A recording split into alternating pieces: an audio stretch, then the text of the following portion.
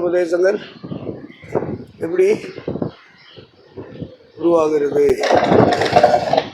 அப்படின்னு நாம் எழுதிட்டு வரோம்.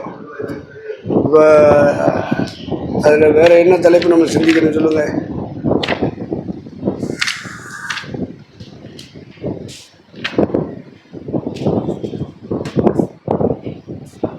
செழிப்பின் உபதேசம் எழுதியிருக்கீங்களா? அந்த தலைப்பில் இருக்காப்பா. சுத்தாவியா என்னடா சொல்றிய? செழிப்பு உபதேசம் அது நமக்கு வேண்டாம்ல. செழிப்பு உபதேசம் நமக்கு அது கை கொள்ள மாட்டோம். ஆனால் அதை படிக்கணும்னு சொல்லியிருக்காரு. சரி, எழுதுங்க. செழிப்பின் உபதேசம் என்றால் என்ன?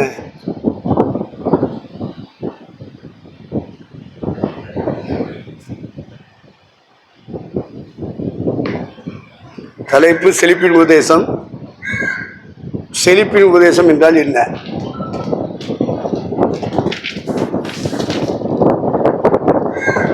விசுவாசிகளுடைய வாழ்க்கையில்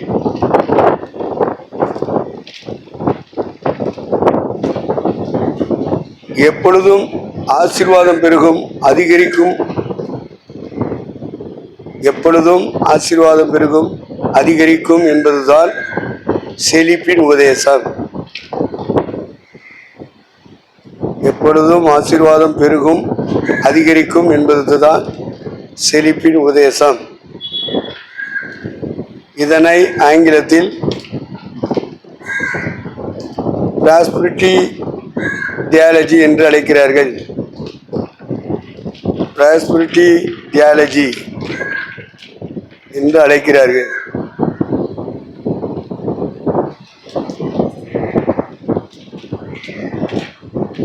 விசுவாசிகளுக்கு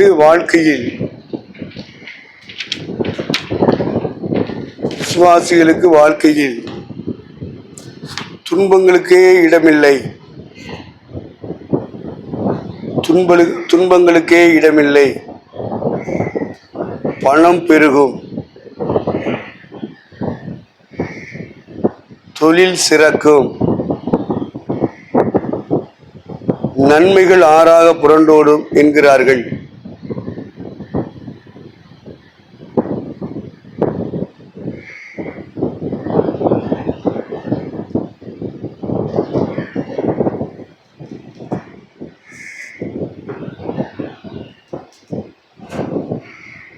ஏசாயா 53:5 படி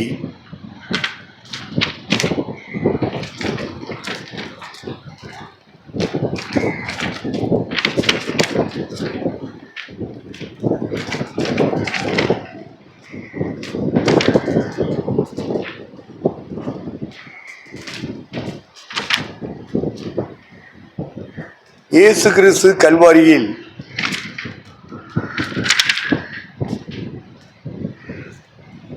தன்னை பலியாக கொடுத்ததன் மூலம்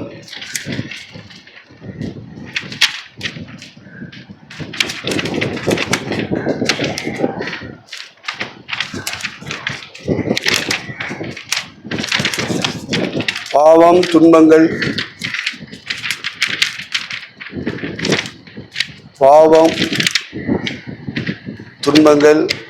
சகல விதமான பிரச்சனைகளிலிருந்து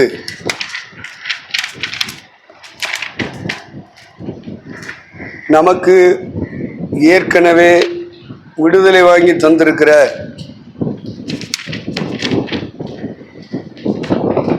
ஆகவே இயேசுவை விசுவாசிக்கிறவர்கள் இனி இந்த உலகத்தில் துன்பப்படுவதற்கு வழியே இல்லை. ஆகவே இயேசுவை விசுவாசிக்கிறவர்கள் இனி இந்த உலகத்தில் துன்பப்படுவதற்கு வழியே இல்லை.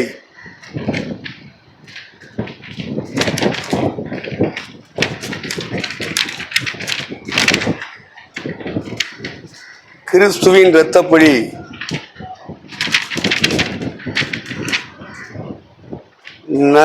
நமக்கு சகல நன்மைகளையும் பெற்று தந்திருக்கிறது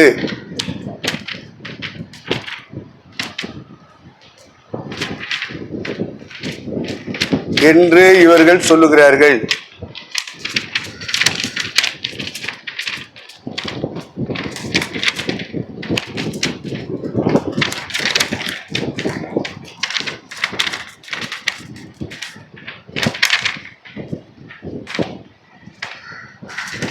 கிறிஸ்துவின் வாக்குத்தத்த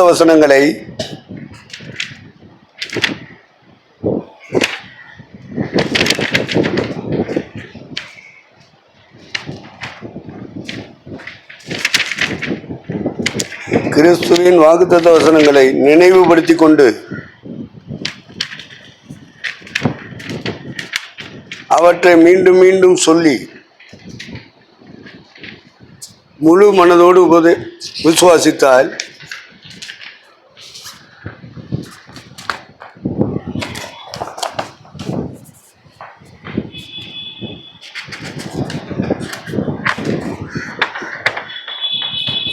காரியம் கைகூடும் என்கிறார்கள்.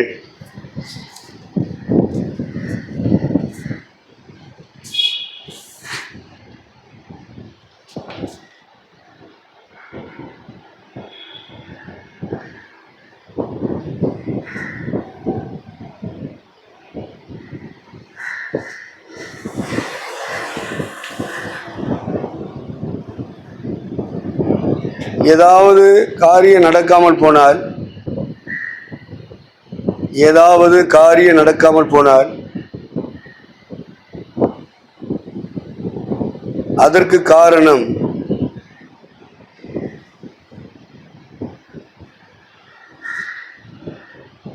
நமது விசுவாச குறைவு என்கிறார்கள்.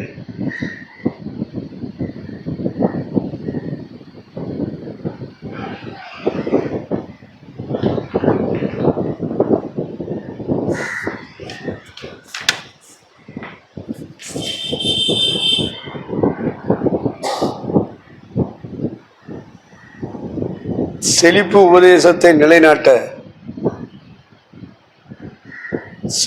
உபதேசத்தை நிலைநாட்ட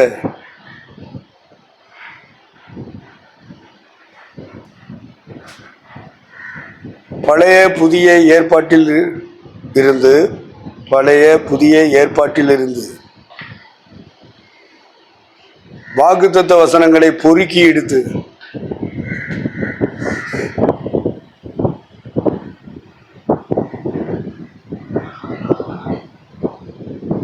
அடிக்கடி தங்கள் பிரசங்கங்களில் பயன்படுத்தி வருகிறார்கள்.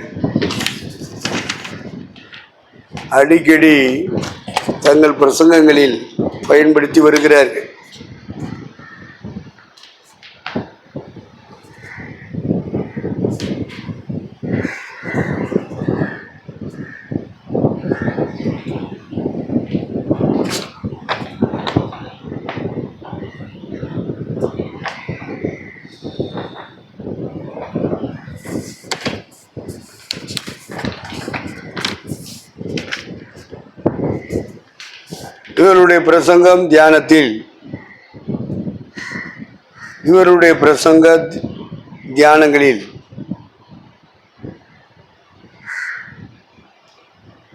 ஆசீர்வாதம் அற்புதம் என்கிற இரு வார்த்தைகளை கேட்காமல் இருக்க முடியாது.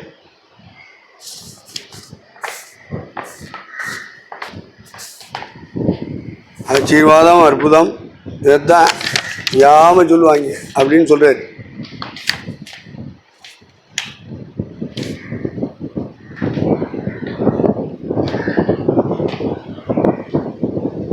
செழிப்பின் உபதேசத்தின் ஆரம்பம்.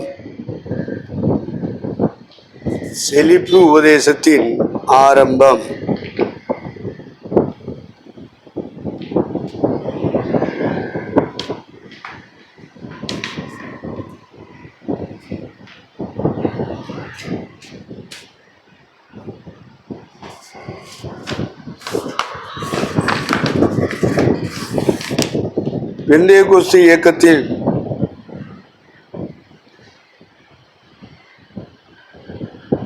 தோன்றிய நேர்மறை அறிக்கை.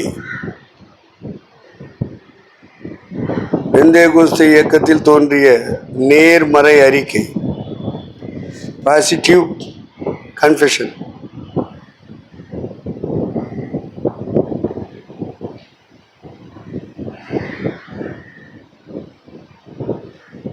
விசுவாச போதனை, வேர்ல்ட் ஃபெய்த் டீச்சிங்.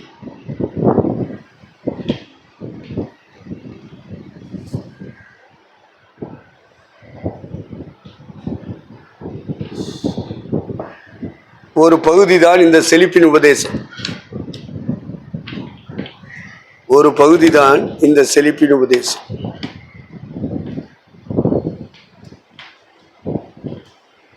இந்த போதனைகளை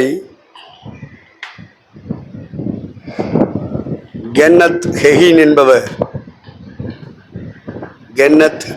என்பவர் தன்னுடைய நூலான கர்த்தரோடு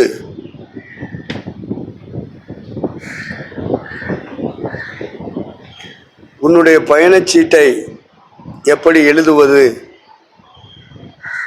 கர்த்தரோடு உன்னுடைய பயணச்சீட்டை எப்படி எழுதுவது என்ற நூலின் மூலம் பிரபலமாக்கினார்.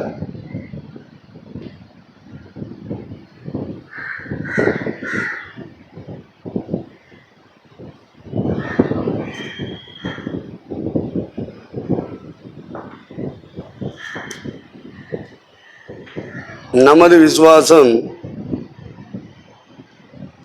எதையும் நாம் அடையச் செய்கிறது. நமது விசுவாசம் எதையும் நாம் அடையச் செய்கிறது.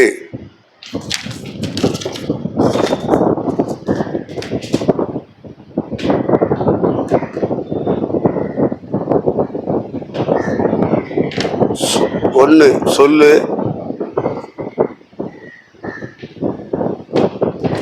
2 செய்யி, 3 பெற்றுக்கொள். இதான் விசுவாச அறிக்கைன்னு சொல்லுவான். 4வது மற்றவர்களுக்கு சொல்லு.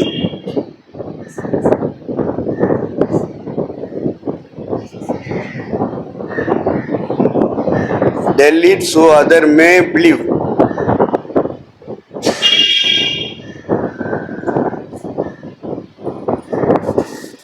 சொல்லு, செய்யி, பெற்றுக்கொள், மற்றவர்களுக்கு அதை சொல். இந்த 4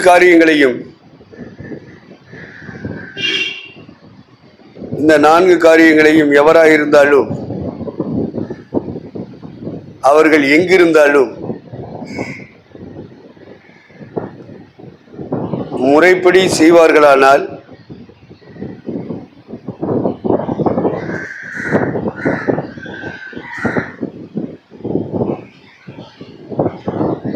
அவர்களுக்கு எது தேவையோ அவற்றை நான் நிச்சயமாக கொடுப்பேன்.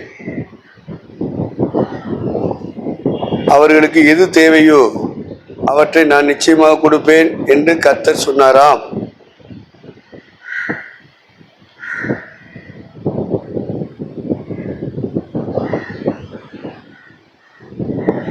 இதை செய்பவர்களுடைய வாழ்க்கையில் பணம் பெருகும், தொழில் சிறக்கும், நோய் இருக்காது, தொல்லைகளுக்கு இடமில்லை என்று கர்த்தர் சொன்னதாக கென்னத் ஹெகின் எழுதுகிறார்.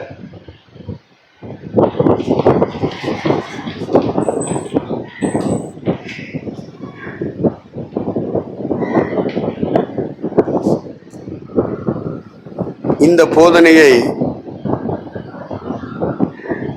பின்பற்றிய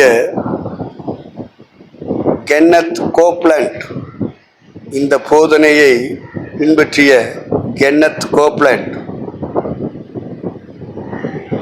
விளக்குகிறார்.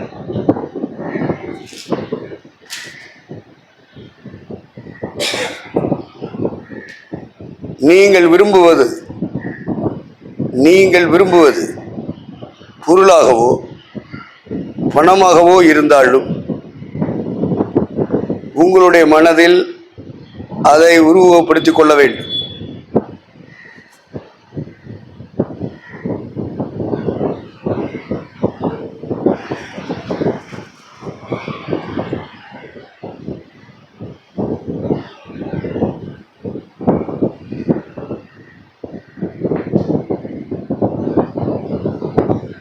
நீங்கள் விரும்புவது பொருளாகவோ பணமாகவோ இருந்தாலும்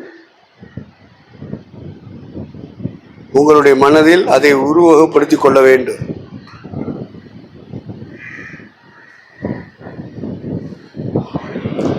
Seeing or visualizing whatever you need, whether physical or financial. கர்த்தருடைய வார்த்தையின் பேரில் அதை உங்களுடையதாக கருத வேண்டும். கர்த்தருடைய வார்த்தையின் பேரில் அதை உங்களுடையதாக கருத வேண்டும். மூன்றாவதாக, அது நிகழ்ந்து விட்டதாக நீங்கள் அறிக்கை செய்ய வேண்டும் அல்லது பேச வேண்டும். அது நிகழ்ந்து விட்டதாக அறிக்கை செய்ய வேண்டும், பேச வேண்டும். இது இவருடைய போதனையாக இருக்கிறது. இதையே பால் ஏங்கிசோ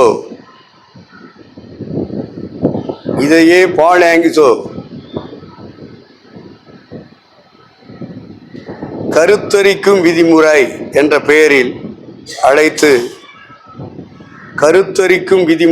என்ற பெயரில் அழைத்து பின்வருமாறு விளக்குகிறார்.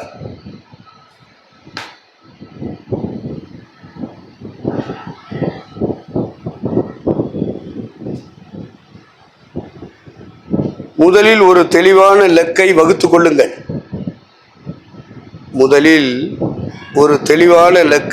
கொள்ளுங்கள். அதை உங்கள் மனதில் படமாக பார்க்க பழகுங்கள்.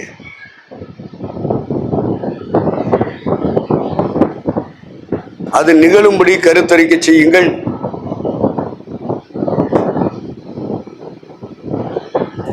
ஜீவனை கொடுக்கும் வார்த்தையை பயன்படுத்தி அது நடைமுறையில் நிகழும்படி செய்யுங்கள்.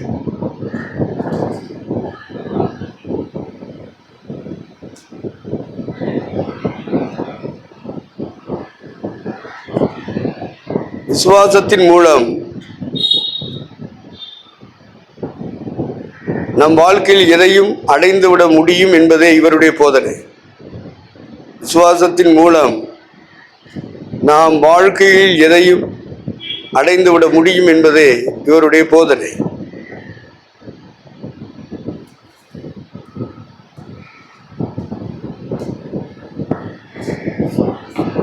பணமோ பொருளோ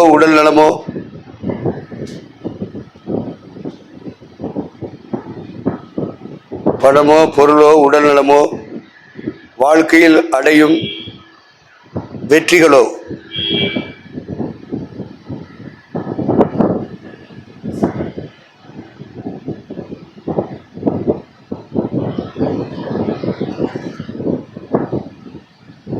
இந்த கருத்தரிக்கும் விதியின் மூலம்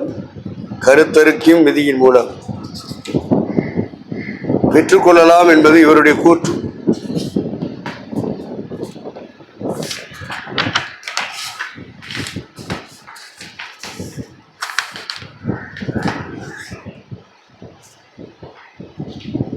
நாம் விசுவாச வார்த்தையை சொல்லும்போது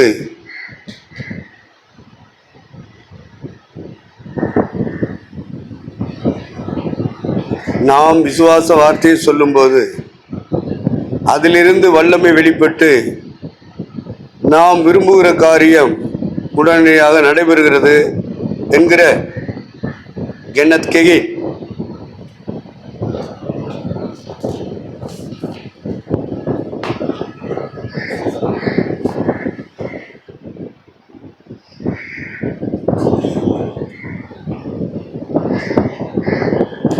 செழிப்பு உபதேசம் பேசுகிறவர்கள்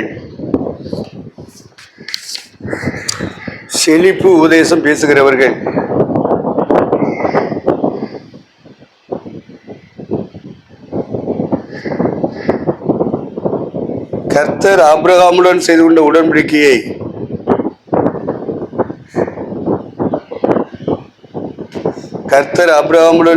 உடன்படிக்கையை மேற்கோள் காட்டுகிறார்.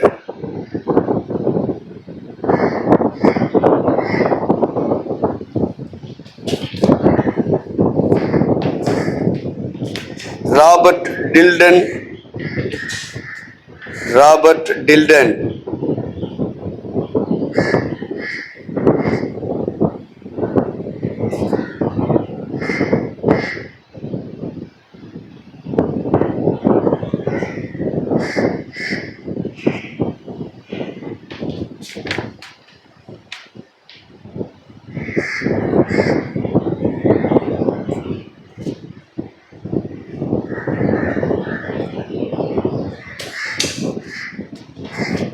அவருடைய வார்த்தையின் அடிப்படையில்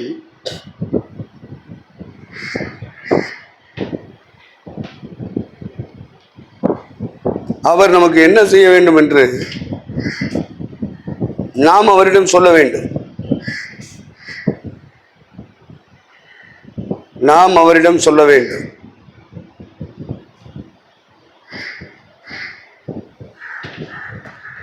அவர் நம்மிடத்தில் செய்து கொண்ட உடன்படிக்கையின்படி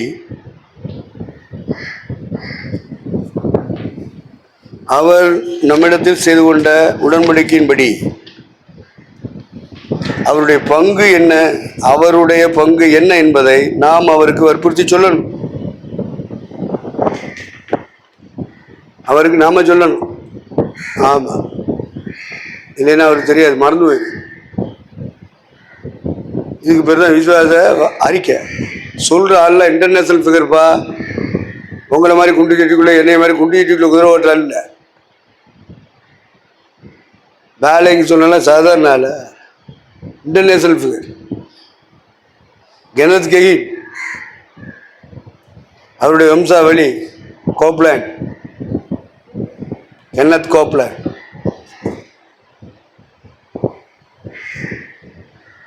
அடுத்து யாரை சொல்றாரு? பாலகிசோ, கென்னத் கெகின். அடுத்து ராபர்ட் டில்டன். இவங்கெல்லாம் நம்மளை மாதிரி குண்டு சிட்டிக்குள்ள குதிரை ஓட்டால. நம்மளே 50 பேரை வச்சுக்கிட்டு என்ன பேசுறோம். ஆளு வானத்திலிருந்து குதிச்ச மாதிரி பேசுறோம். இவங்க எல்லாம் யாரு? உலகத்தையே அசைக்கிறவங்கப்பா. அவங்க எழுதுற புத்தகம், அவங்க போடுற கேசட்டு, அவங்க நடத்துற பப்ளிக் மீட்டிங்ஸ், செமினார் கூட்டங்கள் வேர்ல்டு லெவலில் போயிட்டு இருக்கான். அவங்களையே பாஸ் ராஜாமணியா தூக்குறாரு. பேரை சொல்லி அடிக்கிறேன்.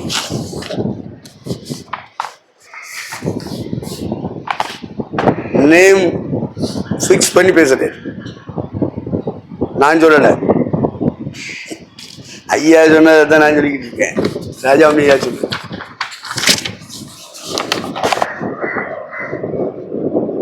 அவரே சொல்லிட்டு இன்டர்நேஷனல்ல பூரா தூக்குறேன்.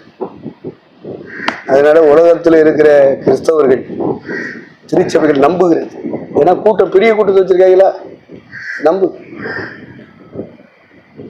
சின்ன கூட்டத்தில் வச்சிருக்கிற நம்மளை என்ன குதிக்கும். மைக்கு வந்துருச்சுன்னு சொன்னா படுற பாடு பெரும்பாடு. பரிசுத்தாய் விசேஷமா இறங்குகிறார். மைக்கு வந்துருச்சுல, மைக் இல்லைன்னா வரமாட்டேங்கிறாருல.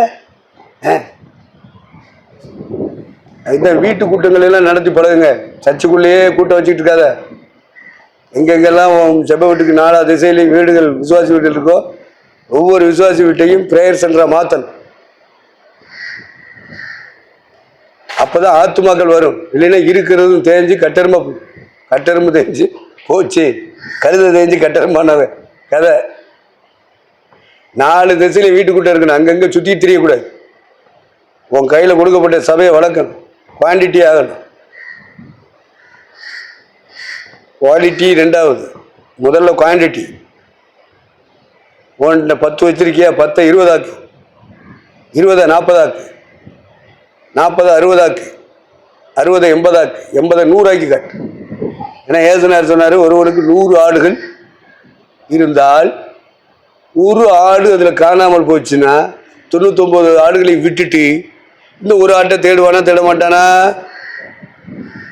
ஆத்ம பாரம் உள்ளவன் தன் சபைக்கு வந்துட்டு இருந்த ஒரு ஆளு வரல அப்படின்னா கண்டிப்பா போயிடுவான், தேடி போயிடுவான். எல்லாத்தையும் விட்டுட்டு அது ஒன்னையும் தேடிக்கிட்டே இருப்பான். கண்டுபிடிக்க மட்டும் தேடாது இருப்பானா? அதை கொண்டு வந்து அந்த சீட்ல உட்கார வைக்கிற வரைக்கும் தேடாது இருப்பானா? யாரோ சம்பாதிச்சது யாரும் விட்டு பொருளோ நமக்கு என்ன? நமக்கு பைசா கிடைச்சா ஆளை விட்டு இதெல்லாம் செத்து நிறைய. அப்படிப்பட்டவங்க கையில சபை சிக்கிக்கிட்டு சீரழிஞ்சிட்டு. அப்போ அவர் சொன்ன குவான்டிட்டி 100. அவர் சொன்ன ஒரு உதாரணத்துக்காக ஜீசஸ் வாயிலிருந்து வந்திருந்தார். அவர் சொன்னது எவ்வளவு? 100. ஒருவனுக்கு 100 ஆடுகள் இருந்தார். 1000 வச்சிருக்கான், 5000 வச்சிருக்கான், 8000 வச்சிருக்கான், 10,000 வச்சிருக்கான், 20,000 வச்சிருக்கான். அது வேற கணக்கு. ஏசுனார் வாயிலிருந்து வந்த கணக்கை பார்த்தா ஒருவனுக்கு 100 ஆடுகள் இருந்தால் அப்படின்னு சொல்லுவார். அப்ப 4 திசைகளிலும் ஒவ்வொரு சபை நடத்தும் பாஸ்டர்ஸ் வீட்டு கூட்டங்களை ஏற்படுத்தும். நான் ஆரம்ப காலங்களில் நான் அப்படிதான் செஞ்சேன். செஞ்சதுனால தான் 100ஆக காமிக்க முடிஞ்சு. RS முகத்திலையும் சரி, ராமேஸ்வரத்திலையும் வீட்டு கூட்டங்கள் வைக்கிறது. குறைஞ்சது 100 பேராது நம்ம கையில் இருக்கும். சில ஊழியம் பழைய ஊழியமா இருக்கும், அழிஞ்சது அவஞ்சு போய் கிடக்கு, உடைஞ்சு போய் கிடக்கு. அதை கட்டுறதுக்கு காலக்கடா. அதில் ஒரு மடங்கள் வராது. ஆனால் உங்கள் ஊழியங்கள்ல கிளை விசுவாசி வீடுகளில் வீட்டு கூட்டங்களை ஏற்படுத்தி வாரத்தில் ஒரு நாள் கிழக்க, வாரத்தில் ஒரு நாள் மேற்க, வாரத்தில் ஒரு நாள் தெற்க, வாரத்தில் ஒரு நாள் வடக்க வீட்டு கூட்டம் நடந்துகிட்டே இருக்கு. நாங்கள் மைக் செட்லாம் இருக்க. அப்போ உன் மேலே பரிசுத்தாவி வர்றாரான்னு பாரு. மைக்கு இல்லாட்டா பரிசுத்தாவி வரல அப்படின்னா உங்ககிட்ட இருக்குது அசுத்தாவி. உன்கிட்ட இருக்கிறது அசுத்தாவி, பொல்லாதாவி உன்னை நடத்திக்கிட்டு இருக்கு. இந்த கைதட்டியும் பரிசு அந்நியவாதியும் நம்பாத. உன்னை விட்டுட்டு போய் பரிசுத்தாவி போய் ரொம்ப காலம் ஆயிருக்கு. அதனால ஊழியங்கள் வளரணும், சபைகள் வளரணும். நம்ம கையில் 10 பேரை தேவன் தந்தார், அது 20 காமிக்கணும், அதை 40 காமிக்கணும். வருஷத்துக்கு 10, 20, 10, 20, 10, 20, ஒரு 100 ஆட்சி இருக்கணும். நான் RS முகத்திலையும் அதை செய்தேன். ராமேஸ்வரத்தை 4 பங்கு 1 பங்கா இருந்துச்சு. ஒரே பங்குக்குரியவர்களாக இருந்தார். அதை 4 பங்கா பிரித்தோம். 3 போயிடுச்சு. 4வது பங்கு என் கைக்கு வந்துச்சு. ஆனாலும் நிரப்பு இல்லை. ஒரே இடத்துல வந்து ஆராதிச்ச 100 பேர். மண்டபம், தங்கச்சி மடம், பாம்பான் என்று பிரிக்கப்பட்டு போனாங்க. நான் சளைக்கலை, தொடர்ந்து முழங்கால் போட்டேன். குறைய நிரப்பு இல்லை. இப்போ ஆண்டவர் நம்ம கூட இருந்தார், நிரப்புவார். எல்லாவற்றையும் எல்லாவற்றாலும் நிரப்புகிறவருடைய நிறைவாகிய சபை நம்ம கூட இருந்தால் அது நடக்கும். நம்ம கூட இல்லைன்னா யாரையாவது எதிர்பார்த்துட்டு இருப்போம். அவங்க செய்ய மாட்டாங்களா, இவங்க செய்ய மாட்டாங்களா, அவங்க தரமாட்டாங்களா, இவங்க தரமாட்டாங்களா. பரிசுத்தாவி இருந்தால் அந்த சிந்தை வராது. பரிசுத்தாவி இல்லாட்ட உலக மனுஷனாக இருந்தோம்னா அது சிந்தை வரும். அவங்க செய்ய மாட்டாங்களா, இவங்க செய்ய மாட்டாங்க. நம்ம கூட கர்த்தர் இருக்கார, என்னைக்காவது சிந்திக்கிறோமா? அதை சிந்திக்க. எது நடந்தாலும் தேவனுடைய அனுமதி இல்லாம நடக்கல. எது நடந்தாலும் என்ன நடந்தாலும் அப்பாவை சோத்திரிப்பேன் சோத்திரம் பண்ணிட்ட போதாது, அவருடைய அனுமதியோடு தான் நடக்குது. பரத்திலிருந்து ஒருவனுக்கு கொடுக்கப்பட்டால் ஒழிய ஒருவனும் ஒன்றையும் பெற்றுக்கொள்ள மாட்டான். கர்த்தர் நம்ம கூட இருக்க, அதான் பரிசுத்தாவி. பரிசுத்தாவி யாரோட இருக்காரோ அவங்க வெளியில யாரையும் எதிர்பார்க்க மாட்டாங்க. ஏன்னா மனுஷனை விட, விசுவாசிகளை விட, மூப்பர்களை விட, தலைவர்களை விட, ஸ்தாபனத்தின் உச்சத்தில் இருக்கிற ஆட்களை விட பெரியவர் உங்களுக்குள்ள இருக்கிறவர். உங்களுக்குள்ள இருக்கிறவர், அதான் பரிசுத்தாவின்னு சொல்றது. இருக்காரா? இந்த ஆளுகள்கிட்ட ஒருத்தர் கையேந்த கூடாது. இறைவனோட நீங்க இருந்தால் இறைவன் கையேந்த விட மாட்டார், கேட்க விட மாட்டார். அப்போ ஞாயிற்றுக்கிழமை வர்றது அப்ப என்ன ஆவி வருதா? ஒரு ஆவி வருதா? வருதா? ஞாயிற்றுக்கிழமை மட்டும்தான் வருது. அது வந்தா தான் கை தட்டி வருது, மற்ற நேரம் கை தட்டிய காலம். ஆமாவா இல்லையா? முதல்ல சைக்கிள்ல போய்கிட்டு எழுத்தாப்புல ஒருத்தருவாரு. நான் அவங்க வீட்டுக்கு போறேன், நான் பார்த்தனே எழுத்தாப்புல என்னை பார்த்துக்கிட்டு தான் போறாரு. சைக்கிள்ல போறதுனால மிஸ் பண்ணாம போயிருப்பாரு. ஐயா அவர் பார்த்தது மாதிரி தெரியும், அவருக்கு பார்க்க மாட்டாரியா? தெரியாது. ஏன்? வயசாகி போச்சு. ஆனா பார்த்தது மாதிரி தெரியும். நீங்க தப்பா நினைச்சிடாதீங்க, அவர் பார்த்துக்கிட்டே சோத்திரம் பண்ணாம போயிட்டாரு நான் நினைச்சேன். ஏன்னா வயசு அப்படிப்பட்ட வயசு எனக்கு. எதுக்காக போறாரு, பார்த்துக்கிட்டே போறாரு. வரா ஒரு பிள்ளி வரா பிசாசு நமக்குள்ள ஏறிக்கிறீச்சு. பார்த்தது மாதிரி தான் தெரியும். ஆனா அந்த இது மனதுக்குள்ள என்ன செய்யாது, பதிய. அப்ப பார்த்தது மாதிரி தெரியுது. அந்த பார்வை என்ன பார்வை? இங்க அது என்ன பார்வை? அப்புறம் மனதுக்குள்ள பதிகிற மாதிரி ஒண்ணு வருதுல பார்வை, அது என்ன பார்வை? இதுல தூர பார்வை இருக்கு, கிட்ட பார்வை இருக்கு. சில ஆளுகளுக்கு கிட்டத்துல பார்த்தா தான் தெரியும், சில ஆளுகளுக்கு தூர பார்த்தா தெரியும், கிட்டத்துல வந்தா தெரியும். இது என்ன பார்வை? என்ன பார்வை? இந்த பார்வை என்ன பார்வை? இது இதெல்லாம் ஆவிக்குரிய நிதானிக்கணும். நான் அவர் மேல வருத்தப்படுறேன். நமக்கு எதார்த்தம் புரியல. அவர் நேர பார்த்துக்கிட்டு போறாரு, ரெண்டு பேரும் சைடு வாங்கிட்டு தான் போறோம். அப்போ நான் குறை சொல்றேன். நான் கண்ணால பார்த்தேன், எனக்கு முன்னாடிதான் போனாரு, நான் தான் கிராஸ் பண்ணி போறேன்.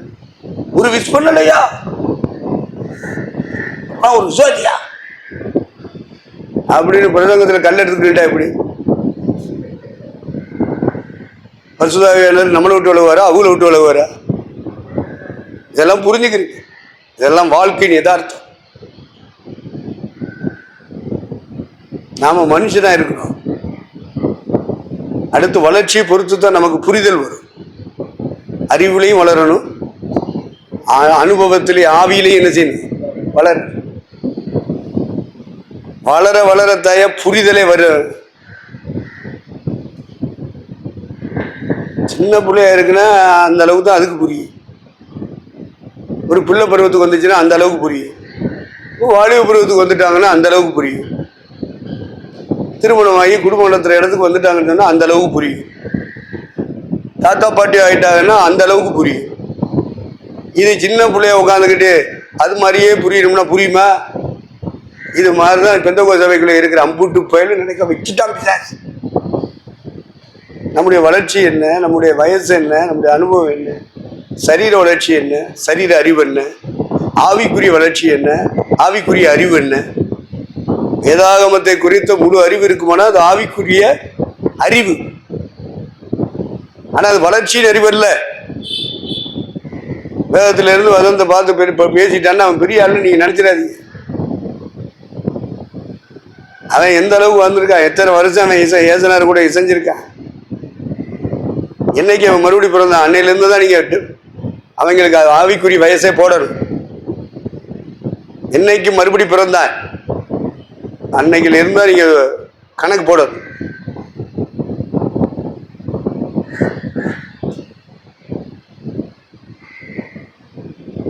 பைபிள் படிச்சதுல இருந்து உங்களுக்கு அறிவுல வளர்ச்சி வரும். பைபிள் தெரிஞ்சதுனால அவங்க எல்லாம் வளர்ந்தவங்கன்னு சொல்லக்கூடாது. பைபிள் காலேஜ் நடத்துறா, இல்லை அந்த பாடமா தராங்க, நான் நடத்துறேன், எல்லாத்தையும் புரிஞ்சுக்கிட்டா நடத்துறேன். புரியாமலே நடத்துவான் சில பாஸ். புத்தகம் எழுதணும், கேசட் போடணும், பாட்டு பாடி கேசட் போடணும், பிரசங்கத்தை கேசட்ல போடணும். அதனால எல்லாம் புரிஞ்சவங்க எல்லாம் பேசுறான். பிரசங்க எல்லாம் புரிஞ்சவனா, பாட்டு பாடுறவனா புரிஞ்சவனா? பாடுறதுனால மற்றவங்களுக்கு ரசிப்புத்தன்மை உண்டாக்குறதுனால எல்லாம் புரிஞ்சவங்க சொல்லுவாங்க.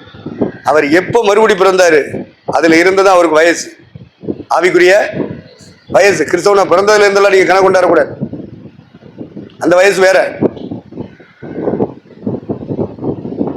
பாடுறதுனால, கேசட் போட்டதுனால, உலக அளவில் பயன்படுறதுனால அவங்க எல்லாம் புரிஞ்சுக்கிட்டாங்க. எங்க ஐயா சொல்லி தந்த இந்த வசனம் என்ன, இந்த வசனம் என்னன்னு கேட்டுக்கிட்டே இருக்காது, தொந்தரவு பண்ணதெல்லாம் வர்ற நேரமெல்லாம் போட்டு இம்சை பண்றிய புண்ணியமா இருந்தாண்டா நான் இறங்கிட்டார. ஏன் நடத்துப்புக்கு உண்மையை அறிக்கைட்டார, தெரிஞ்சது மாதிரியே நடிச்சாரு. நான் சின்ன பையன் நம்பிக்கையில ஊழியத்துக்கு வந்துட்டேன் அப்படின்னு நான் நடிச்சாரு. எத்தனை பேர் நடிக்கிறேன், அதான் கேமராக்கு முன்னாடி நடிச்சானே சம்பளமா தான் கிடைக்கும். இப்ப கேமரா இல்லாமலே நடிக்கிறாயா இந்த பாசுமாரு, திருட்டு போயிருக்கு, களவாடி போயிருக்கு. இந்த படம் நான் எத்தனை நாளை பாட்டு வரேன், 45 வருஷமா பார்த்துக்கிட்டு இருக்கேன். ஆவிக்குரிய திருச்சபைகள்ல ஊழியங்கள் நீங்க எத்தனை வருஷம் பாக்குறீங்கன்னு தெரியல. என்ன நாங்க பார்க்க, நாங்க தான் ஆக்ட் பண்ணிட்டு இருக்கோம். எங்களை எடுக்க சொல்லியா, சூட் பண்ண சொல்லியா, திருட்டு போயிடு.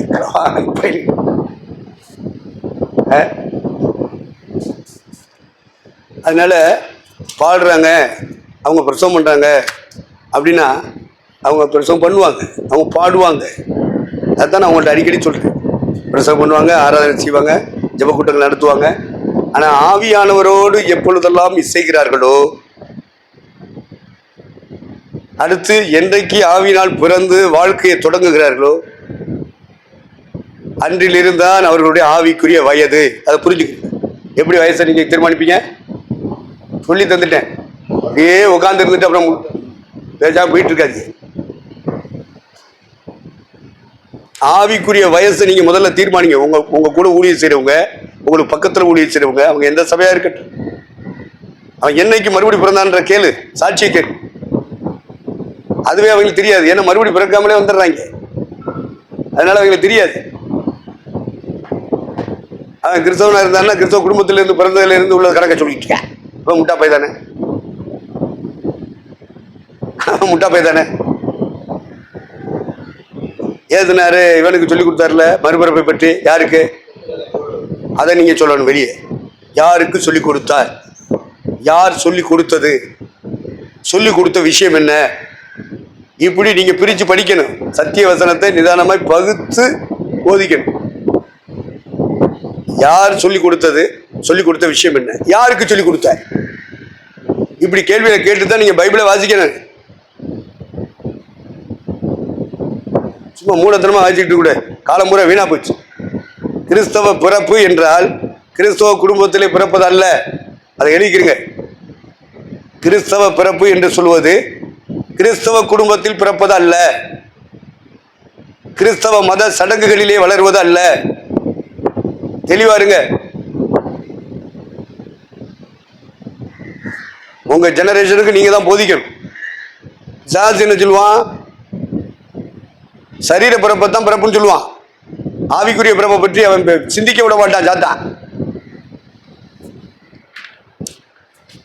அப்ப மறுபிறப்பை பற்றி எத்தனாம் அதிகாரத்தில் இருக்கு வேதத்துல?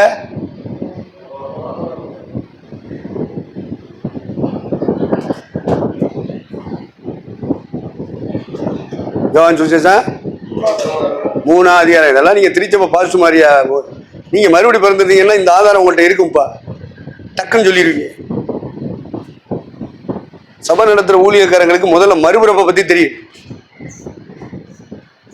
சும்மா ஒரு கூட்டத்தை கூட்டுறது இல்லை, ஞானதானம் கொடுத்து உள்ள கூட்டி அந்த கொண்டாந்து வச்சுக்கிட்டு தசவா காணிக்க வாங்கி திங்கிறது இல்லை ஊழியம். ஊழியம்னா என்னன்னு சொல்லுங்க. முதல்ல மறுபிறப்பை பற்றி சபை நடத்தும் பாஸ்டர்மார்களுக்கு தெரியும். என்ன பிறப்பு? அவன் இந்துவோ முஸ்லிமோ யூதனோ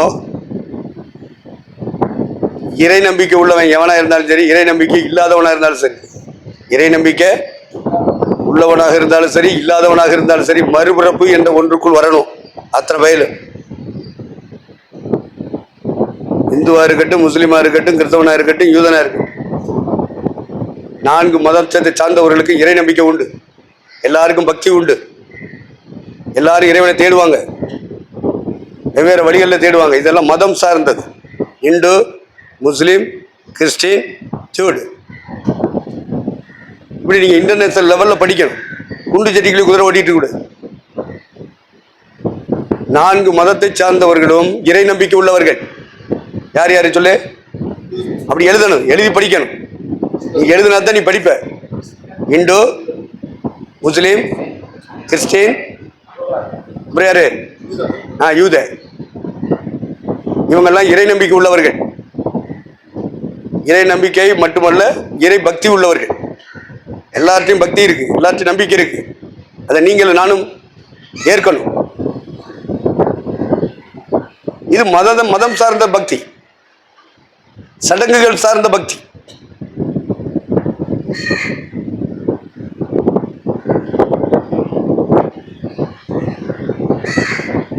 ஆகவே நம்ம பாஸ்டர்ஸ் நம்ம என்ன கற்றுக்கொள்ளணும் அப்படின்னா, இறை நம்பிக்கை உள்ளவர்களாக இருந்தாலும் சரி, இறை நம்பிக்கை இல்லாதவர்களாக ஆனாலும் சரி, 2 பேருமே மறுபிறப்பு அடையணும். 3 என்னவா எழுதியிருக்கு? 3 யோவான்.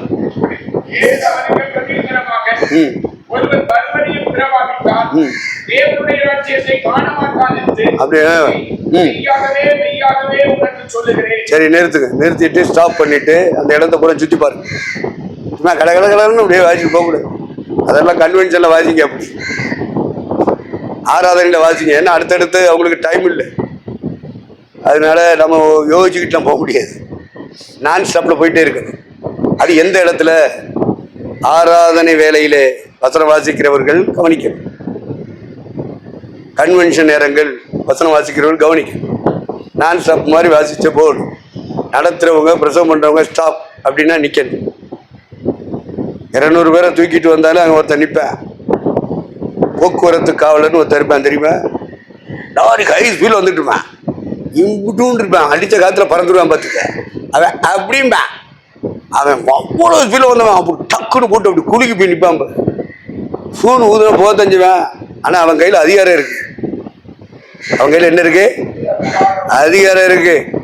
அதனால நீ வெயிட்டாக இருக்குன்னு சொல்லிவிட்டுலாம் ரொம்ப ஸ்பீடில் வரக்கூடாது. ஆமாம், இது ஸ்பீடு பிரேக் இல்லை, ஸ்டாப். எவ்வளவு நேரம் நிற்க சொல்றேன், நின்றாகணும். என்ன அவசரமா இருந்தாலும் நிக்கணும். இதெல்லாம் படிக்கணும் பாஸ்டர். அதிகாரம்னா என்ன, வல்லமைனா என்ன, அதான் தெரியும். அதனால வசனம் வாசிக்கும் போது நான் ஸ்டாப்ல வாசிக்க வேண்டிய இடங்கள், ஸ்டாப்ல நிறுத்தி வாசிக்க வேண்டிய இடங்கள், அதான் ஞானம் சொல்றோம். அது பேர் தான் என்னது? ஞானம். எல்லா இடத்துலையும் ஒண்ணு போல செய்யக்கூடாது. ஞானத்தோட நம்ம இருக்கணும். அப்ப அவர் சொல்றார், ஒருவன் மறுபடியும் பிறவாவிட்டால் காண மாட்டான். இப்ப பிறப்பை பற்றி ஜீசஸ் சொல்றாரு. யாருக்கு சொல்றாரு? அதை தியானிச்சீங்களா? 10ஆம் வசனம் வாசிங்க.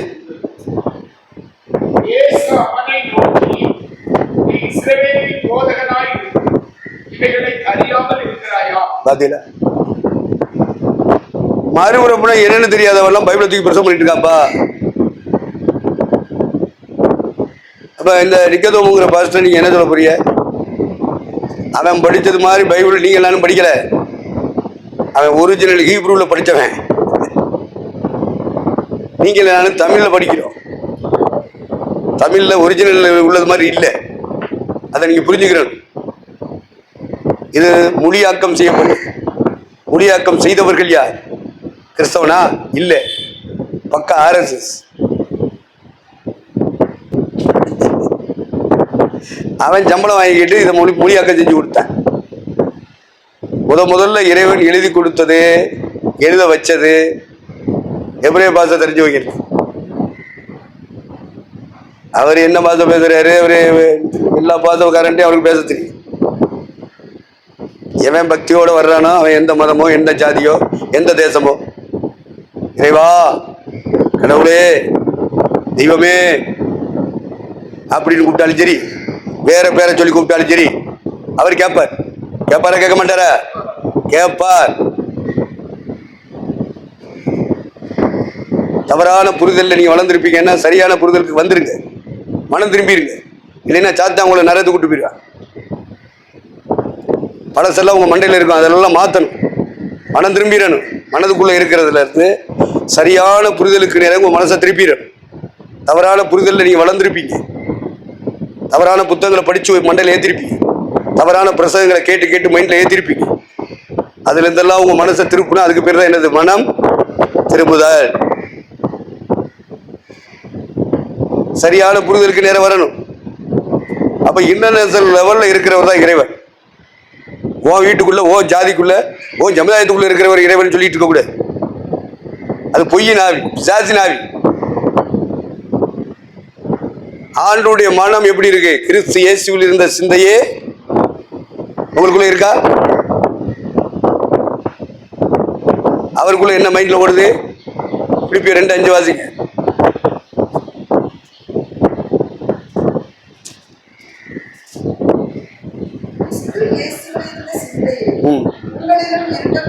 அப்ப நீ ரட்சிக்கப்பட்டது உண்மைனா இயேசுனாருடைய மைண்ட்ல என்ன இருக்கு? அதான உனக்குள்ள இருக்கணும். மாற்று சிந்தனை இருந்தா எப்படி? இப்ப ஏசு ஏசுன்னு நீ பாட்டு பாடுறது, பிரசங்கம் பண்றதெல்லாம் பொய், பிராடு, புலப்பு காய்ச்சிற. முதல்ல உன் மைண்டு மாறணும்ப்பா. பழைய பிரசங்கங்கள், பழைய அறிவு இதெல்லாம் தூக்கி வீசுங்க. உள்ள வச்சிருந்தீங்கன்னா உங்களை உருப்பட விடாது, கிறிஸ்துக்குள்ள வளர விடாது. இவன் பெரிய பாஸ்டரியா? அதுவும் சாதாரண லோக்கல், உங்களும் என்ன மாதிரி பாஸ்டர் இல்லை. நிக்கதோமு இன்டர்நேஷனல் சொன்னா யூத எங்கெல்லாம் இருக்கானோ அத்தனை பேருக்கு இவன் போதகன். இஸ்ரவேலிலே நீ போதகனா இருந்தும் ஆதியாகமத்திலிருந்து மல்கியா வரைக்கும் கரைச்சி குடிச்சவன் சொல்றாங்கல்ல, அந்த மாதிரி வசனம் தெரிஞ்சவன். அவன் மறுபடி பிறக்காமலே பிரசவம் பண்றானே. உங்களுக்கு அந்த அறிவு இருக்கா? நமக்கு பிரசவம் பண்ணுவேன் அத்தனை பேரும் மறுபடி பிறந்தவன் வந்தானா? சொல்லுங்க. கிறிஸ்துவ குடும்பத்தில் பிறந்துட்டு அவன் கிறிஸ்தவனா இருந்திருப்பேன். நான் உழைச்சி சம்பாதிக்க மனம் இருக்கு. இதுனா தூக்குனா கூட பிரசங்கம் பண்ணிவிட்டு அது வரட்டு அதிகாரம் செலுத்திக்கிட்டு சம்பாதிச்சு சாப்பிட்டுட்டு இருக்கலாம்ல, காணிக்கை தசமத்தை வாங்கி அதுக்காக வந்திருப்பேன். நீங்க அதெல்லாம் பகுத்தறியும். எல்லாரையும் பாஸ்டர் நீங்க அங்கீகரிக்க கூடாது. எல்லாரும் பாஸ்டர் அல்ல. பிரசங்கம் பண்றவெல்லாம் பாஸ்டர் அல்ல. பாட்டார நடத்துறவெல்லாம் பாஸ்டர் அல்ல. யாரு பாஸ்டர் நீங்க கேட்க மாட்டீங்க. என்ன சொல்லி கொடுத்தா நீங்க பைபிள் கீழே வச்சு ஒரு நாள் ஓடிப்பீங்க. Who is the pastor? யார தேவன் பாஸ்டர் அங்கீகரிக்கிறார்? அதனால கிறிஸ்துவ குடும்பத்தில் பிறப்புள்ள அந்த பிறப்பை நீங்க கணக்கெடுக்க கூடாது. அது 15 வயசு 20 வயசு இருந்தா அவன் விவரமா பேசுவான், பைபிள் கூட பேசுவான். ஒழுங்கா ஞாயிற்றுக்கிழமை சபைக்கு போறான். பரலோகம் கணக்கெடுக்கிறது அந்த கணக்கு இல்லை. இது அரசாங்கம் வேணா ஒத்துக்கொள்ளும், அவன் குடும்பம் வேணா, அவன் ஜாதி சமுதாயம் வேணா ஒத்துக்கணும். இறைவன் ஒத்துக்கொள்ள மாட்டார், இந்த பைபிள் ஒத்துக்கொள்ளவே மாட்டார்.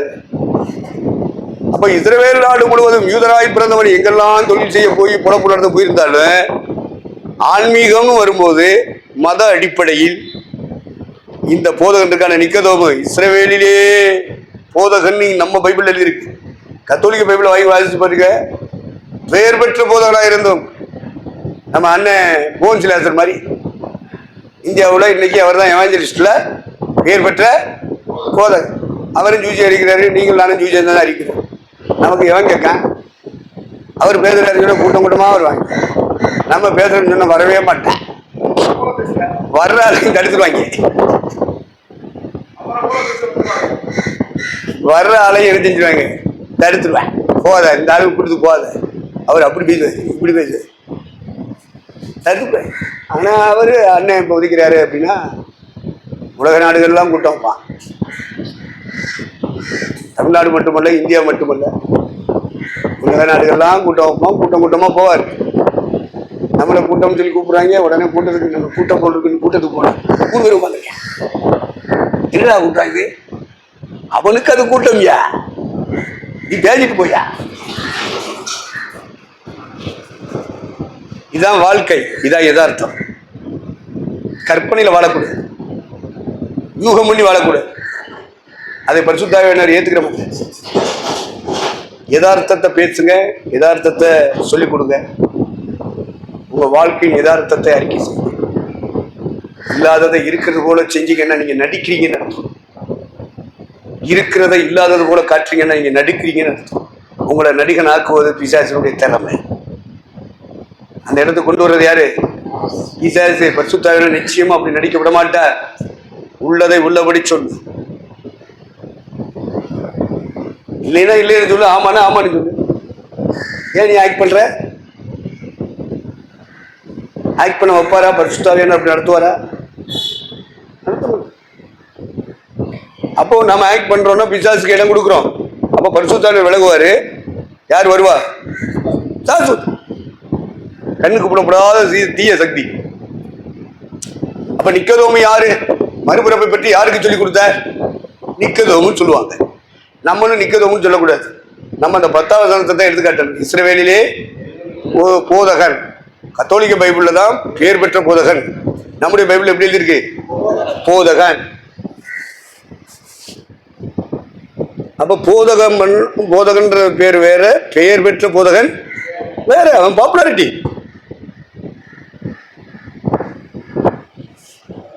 லட்சக்கணக்கான மக்களுக்கு, லட்சக்கணக்கான மக்களுக்கு அறிமுகமாக்கப்பட்ட பாத்திரத்துக்கு பேர் தான் பேர் பெற்ற போதகன். நம்ம இந்த இடத்துல இருக்கேன்னா வச்சுக்கிறீங்க. இந்த சுத்தி எத்தனையோ பேர் இருக்கேன். இவனுக்கு அந்த பாஸ்டர் அன்பாதி தெரியுமா? அப்படியே அவர் எங்க இருக்காரு இருக்கிறான்னு வைக்க. அப்ப அப்படித்தான் நம்ம வாழ்க்கை இருக்கு. பக்கத்து வீட்டுக்காரனுக்கு தெரியலையா? நம்ம எல்லாம் பேர் பெற்ற போதகனா? நம்ம வாழ்கிற இடத்துல தெற்க வடக்க மேற்க கிழக்க வாழ்றேன், பக்கத்துல வீடு கட்டி வாழ்றேன், அவனுக்கே தெரிய மாட்டேன். ஆவிக்குரியன்னு தெரிய வேண்டாம். எங்க வீட்டுக்கு பக்கத்துல எல்லாம் குடியிருக்காருன்னு சொல்லுமா இல்லையா? நான் இப்ப ஊரெல்லாம் போறேன், இந்தியா பூரா ஏபிஜே அப்துல் கலாம் என் சபைக்கு பின்னாடி தான் அப்படின்னு நான் சொல்றேன். ஏபிஜே அப்துல் கலாம் அவர் வளர்ந்தது எல்லாம் எங்க சபை வீட்டுக்கு பின்னாடியா? அவன் பாக்குறான். சொல்றமா இல்லையா? அது மாதிரி என்னை பத்தி பக்கத்துல இருக்குன்னு சொல்லணுமா இல்லையா? அப்படியா? எனக்கு தெரியாதா? அப்படின்னா எப்படி? அப்படி ஒரு வாழ்க்கை வாழ்ந்துகிட்டு இருந்தால் போதகரா இருக்கலாம். பேர் பெற்ற போதகரா இருக்க முடியாது. இருந்தோம்னா எல்லாருக்கும் என்ன செய்யும் தெரியும். அதனால போதகர் வேற, பேர் பெற்ற போதகர் வேற. அதை புரிஞ்சுக்கிறது. புண்ணி சட்டிகளையே குரவ அடிக்கிட்டு இருந்தா போதகன். பல்வேறு இடங்களுக்கு எருசலேம், யூதேயா, சமாரியா, பூமியின் கடைசி பரியந்தம் என்று சொல்றாருல. அப்ப பரிசுத்தாவி பெற்றதுக்கு ஒரு அடையாளம் அப்படி போகும். புண்ணி சட்டிகளையே குரவ ஓட்டிட்டு கூட பரிசுத்தாவி உங்களிடத்தில் வரும்பொழுது நீங்கள் பலன் அடைந்து. முதல்ல சாட்சியங்க யூதேயா, இரண்டாவது சாட்சியங்க எருசலேம். அப்போ யூதேயா எருசலேம், முதல்ல எருசலேம், இரண்டாவது யூதேயா, மூணாவது சமாரியா, நாலாவது பூமியின் கடைசி. உங்களுக்குள்ள எனக்குள்ள இருக்கிறது பரிசுத்தாவியாக இதை வச்சு கண்டுபிடிச்சு. எருசலேம் என்பது நம்மை சுற்றி வாழ்கிற மக்கள் இருக்காங்கல்ல, அப்படி எடுத்துக்கிறீங்க. நாலா திசைகளிலும் நம்மை சுற்றி வாழ்கிற மக்கள் மத்தியில நாம வாழ்ந்துட்டு இருக்கோம் அப்படின்னா அவங்களுக்கு நம்ம சாட்சியா இருக்கு.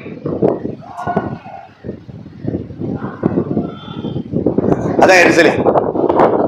எருசலேம் என்றால் நம்மை சுற்றி 4 திசைகளிலும் அருகிலே வாழ்ந்து கொண்டிருக்கிற மக்கள். அதான் எருசலேம். உங்களை என்னையும் தெரிஞ்சிருக்கணும். அதான் எருசலேம்ல சாட்சி. யூதேயா அப்படின்னா அந்த மாவட்டம் முழுவதும் வச்சுக்கிறீங்க. இல்லைன்னா தமிழ்நாடு முழுவதும் வச்சுக்கிறீங்க.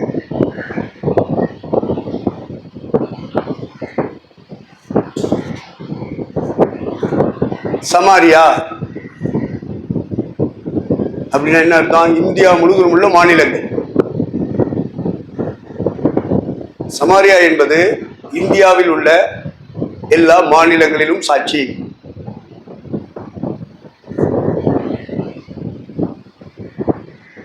பூமியின் கடைசி பரியந்தம் என்றால்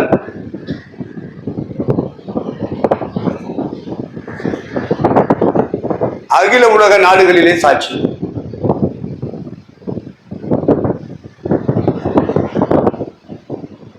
யாருக்கு சாட்சி? இயேசுவுக்கும் இயேசுடைய சத்தியத்துக்கும். இயேசு என்றால் யார்? வேதம் என்றால் என்ன? அதுக்கு சாட்சி. அதாவது இயேசு தந்த வேதத்துக்கும் சாட்சியா இருக்கும். அது அந்த பாதையில் நடந்ததுதான் பரிசுத்தாய். சும்மா ஒரு இடத்துக்குள்ள குடிக்கிட்டு இப்படி கையை தட்டது, ஞாயிற்றுக்கிழமை மட்டும் வந்து கையை தட்டிக்கிட்டு அநிவாதம். இதெல்லாம் சரியானு கொஞ்சம் யோசிக்க. தனியா உட்காந்து இதெல்லாம் தியானிங்க. சும்மா பொங்கி பொங்கி தின்னுட்டு தூங்கிக்கிட்டு இருக்காரு, ஊர் கதை பேசிட்டு இருக்காரு. பைபிளை தியானி. உலக கதை பேசிக்கிட்டு, ஊர் கதை பேசிக்கிட்டு, உருப்படாத பேசிக்கிட்டு, சாசுக்கு சாதகமானதை பேசிக்கிட்டு எல்லாம் இருக்காது. நேரத்தை வீணாக்காது. தனியா உட்கார்ந்து தியானிய. இப்படி போனோமே, இப்படி கிளாஸ் எடுத்தாங்களே, அது சரிதானா? இதுல நமக்கு எடுக்க வேண்டியது என்ன இருக்கு? சோதிச்சு பாரு. நேரம் ஒதுக்கி உட்காரு. நீ இவன் முன்னாடி உட்கார்ந்து தியானிங்க. சும்மா என்ன தேவை? இந்த பழத்தை வச்சுக்கிட்டு உருட்டாது. போதும், இது வரைக்கும் உருண்டது போதும். பழத்தை வச்சுக்கிட்டே உருட்டணும்னு நினைக்காத. நினைச்சுன்னா சாசு ஒண்ணு விட மாட்டான். அடுத்த ஸ்டெப் வளர்ச்சிக்குரியதை யோசி. நம்ம ஆண்டவர்கிட்ட போய் நிக்கணும், அதை யோசி. செத்தா இந்த சரீரம் மர்வமாகணும், அதை யோசி. செத்துட்டோம் சொன்னா இந்த சரீரம் உயிரோட எழுப்பப்படணும், அதை யோசி. அதில் ஜாதிக்காரன் வருவானா, சொந்தக்காரன் வருவானா, கூட பிறந்த வருவானா, அதெல்லாம் யோசி. கட்டிட கொண்டாட்டி வருவாளா, பிள்ளைகள் வருமா, ஓ சபை வருமா, நீ சம்பாதிச்சது ஏதாவது வருமா, ஓ வீடு வருமா? இந்த உலகத்தில் இருக்கும் போதே ஏசுனாருக்காக என்னெல்லாம் உனக்கு செய்ய முடியுமோ செஞ்சிரு. இழந்துராத. ஜாதி செய்ய விட மாட்டான். யாரு நீ செத்தினா யாரும் கூட வர மாட்டாங்க. அதை சிந்தி. ஜாதி அதை சிந்திக்க விட மாட்டான். அதை சிந்திச்சின்னா உன் வாழ்க்கை நீ சரி பண்ணிடுவ. விருந்து வீட்டுக்கு போவதை பார்க்கலும் எங்க இருக்கிறது தானே அது.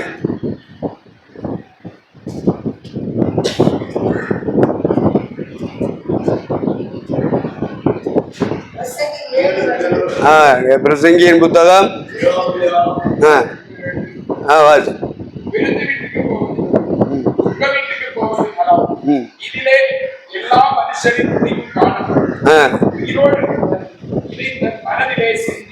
இன்னைக்கு நமக்கு உயிர் இருக்கு, சிந்திக்கணுமா வேண்டாமா? நீ என்ன சிந்திக்கிற? கூடி குடிக்கிட்டு உங்க மனைவி மார்ட்ட உட்காந்துட்டு என்னெல்லாம் பேசிக்கிட்டு இருக்கீங்க? உன் பிள்ளைகளை பத்தி தான் பேசுற, உன் விசுவாசத்தை பத்தி பேசுற. பேசக்கூடாதுன்னு இல்லை, பேசணும். நேரம் ஒதுக்கி பேசணும். ஆனா அதையே பேசிக்கிட்டு இருக்க. தினமும் அதானே. அப்போ உங்களுக்கு மேல ஆண்டவர் இருக்காரா இல்லையா? அவர் நடத்துற பாதையை நீ ஏதாவது சொல்றியா? ஆண்டவர் இப்படி நடத்துறாரு, ஆண்டவர் நடத்துற பாதையை பார்த்தியான்னு சிந்திக்க விட்டியா? உயிரோடு இருக்கிற மனுஷன் சிந்திக்கணும்டா. நீ எதை சிந்திக்கிறியோ சிந்திக்கலையோ, நான் அடிக்கடி சொல்றேன், டே செத்து போனா எங்கடா போவ? எல்லா பேர்ட்டும் நான் கேட்பேன், செத்து போனா எங்க போவ? அது உயிரோடு இருக்கும்போதே சிந்திக்கணும்ல. சிந்திக்க மாட்டேங்கிறேன். அவன் பார்க்குற கனவே வேற. ஆண்டவரே கொடுக்கல, ஆனால் ஆண்டவர் கொடுத்தாரு இந்த தரிசனத்தை சொல்றேன். பொய், பிராடு. பிராடு, பொய். அப்ப பிசாசு என்ன சிந்தை கொடுக்குறானோ அதைத்தான் பேசுவாங்க. ஆவியானவர் உன்னுடைய வாழ்க்கையின் முடிவை சிந்திக்க சொல்லுகிறார். சிந்திப்பியா? இப்ப நேற்று சொன்னா இல்லையா? வாழ்க்கையின் முடிவு எதுக்கு சொல்றேன்? என்னை நீங்களும் பின்பற்றணும். ஏதாவது கனவு பிசாசு காட்டுற கனவுக்கு பின்னாடி போகக்கூடாது. இவாட்டுக்கு மல்லாக படுத்துக்கிட்டு நல்லா தின்னுட்டு தூங்கி சொப்பனம் பார்த்துக்கிட்டு இருந்தா எப்படி? சிலராவது தின்னுட்டு நல்லா நிம்மதியா சொப்பனமாவது பார்க்க, சில ஆளுக்கு தூக்கமே வரல. அந்த மாதிரி பெண்டை கலட்டுறேன். என்ன செய்ய? வாழ்றது ஒரே ஒரு வாழ்க்கை. நிம்மதியா வாழணும்ல. பொண்டாட்டியோட வாழ்ந்தாலும், புருஷனோட வாழ்ந்தாலும், பிள்ளைகளோட வாழ்ந்தாலும், சபையோட வாழ்ந்தாலும், ஊழியக்காரங்களோட வாழ்ந்தாலும் நிம்மதி இருக்கான்னு பாரு. சும்மா ரோட்ல இது போட்டா போதுமா? நீ தேடும் நிம்மதி ஏசி விட உண்டுது. எத்தனையோ லட்சம் பார்க்குது, போகுது, வருது. அதனால பைபிள்ல இருக்கு அப்படின்றதுக்காக வாழ்க்கையில் இருக்குன்னு நினைக்கக்கூடாது. இதெல்லாம் யோசிக்க. செத்து போனா நீ மட்டும் தனியா போவியா, இல்ல உன் ஃபேமிலி கூட? நீ உயிரோடு இருக்கும்போது சித்திக்கணுமா வேண்டாமா? இதை நான் தானே பேச முடியும். வேற எந்த பிரச்சனையாவது பேசிட்டு தப்பிடுவானா உங்கள்கிட்ட? செத்து போவான்ல அவன், அது நான் தான் பேச முடியும். என்ன பேச மாட்டாங்க. ஏன்னா அடுத்தடுத்து நீங்க கூப்பிட மாட்டீங்க. அப்படிப்பட்ட பாஸ்டர்மாரு ஊழியக்காரனை கூப்பிட, உங்களை உற்சாகப்படுத்துற, உங்க ஜனங்களை உற்சாகப்படுத்துற ஆளுகளை தான் கூப்பிடு. வாழ்க்கையில கடந்து போகணும்னு சொல்லி வாழ்க்கையை பேசுற மாதிரி அவனை கூப்பிடவே மாட்டேன். கூப்பிட்டானா உங்களுக்கு லாபம், ஆத்துமாக்கள் வராது, காணிக்க வராது, தசவா வராது. அப்புறம் எதுக்கு அவனை கூப்பிடணும்? நீங்க கூப்பிட மாட்டீங்க. ஏசுறாரு, வாழ்க்கையை தான் பேசுறாரு. அவரை பின்பற்றின 12 அப்போஸ்தலர்கள் வாழ்க்கையை பேசின, சும்மா வாழ்க்கைக்கு கொண்டு வர முடியாத தத்துவங்களை எல்லாம் பேசல. ஆனா சாத்தான் அப்படி பேச வைப்பான். குறிகாரி எழுப்பிட்டு வந்தாலே ஒருத்தனை, அவன் சாமுவேலா வேறாளா, இது எதுக்குலே எவனையும் எழுப்புறான், எவனையும், அது முடிஞ்சு போன சம்பவம் இல்லை. உனக்கு என்னல லாபம்? எத்தனையோ விஷயம் எழுதியிருக்கு. காயினுக்கு பொண்டாட்டி எவன் தேடி கொடுத்தேன், இதெல்லாம கேட்க. இது பிசாசு, ஒன்னா நம்பர் அசுத்த ஆவி, புல்லாத ஆவி, அறிவுல போராடுற ஆவி. இது வாழ்க்கைக்கு உதவுமா? அதை பாருல. ஆவிக்குரிய வாழ்க்கைக்கு வளர்ச்சியை கொண்டு வருமா? வேதம் தான், பைபிள்ல தான் எழுதியிருக்கு. சாத்து என்ன செய்வான்னா உன்னை டைவர்ட் பண்ணி விட்டுருவான். அது சாத்தானுக்கு தந்திரம். அது எனக்கு தந்து 45 வருஷமா நான் வந்திருக்கேன் அப்படின்னா சும்மா இல்லை. அறிவுல பிசாசு எப்படி போராடுவான்னு நான் படிச்சு வந்திருக்கேன். அதுவும் வேத அறிவுல எப்படி போராடுவேன். இந்த தீமோத்தேயு வாலிபத்தில் வளர்ந்து வந்துகிட்டே இருக்கான், பவுலு கீழே ஊழியக்காரன், அவன் பாஸ்டர். ஆனா அவன்கிட்ட எப்படி போராடுது பாருங்க. 2 தீமோத்தேயு 3ஆம் அதிகாரமா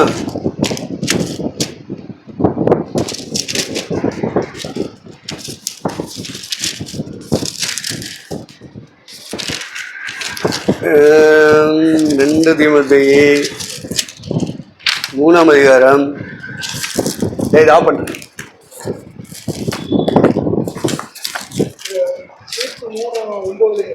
தீர்த்து 3:9.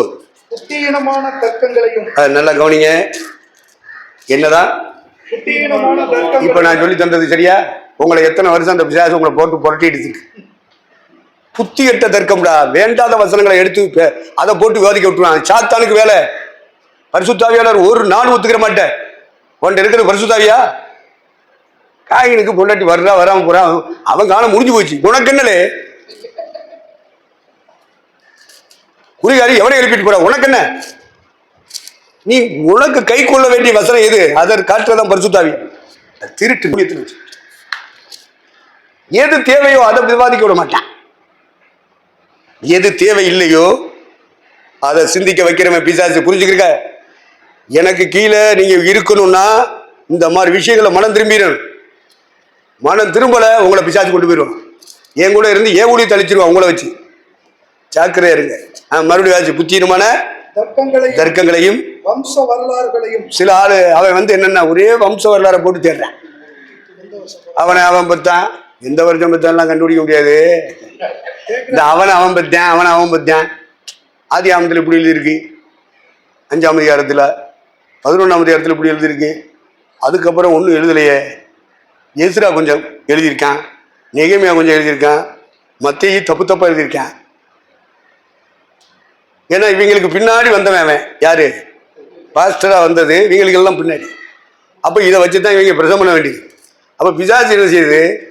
நான் ஸ்டாப்பா போக வேண்டிய இடத்துல ஸ்டாப் பண்ணிடலாம். அதை செய்யறது பரிசுத்தாவினர் கிடையாது.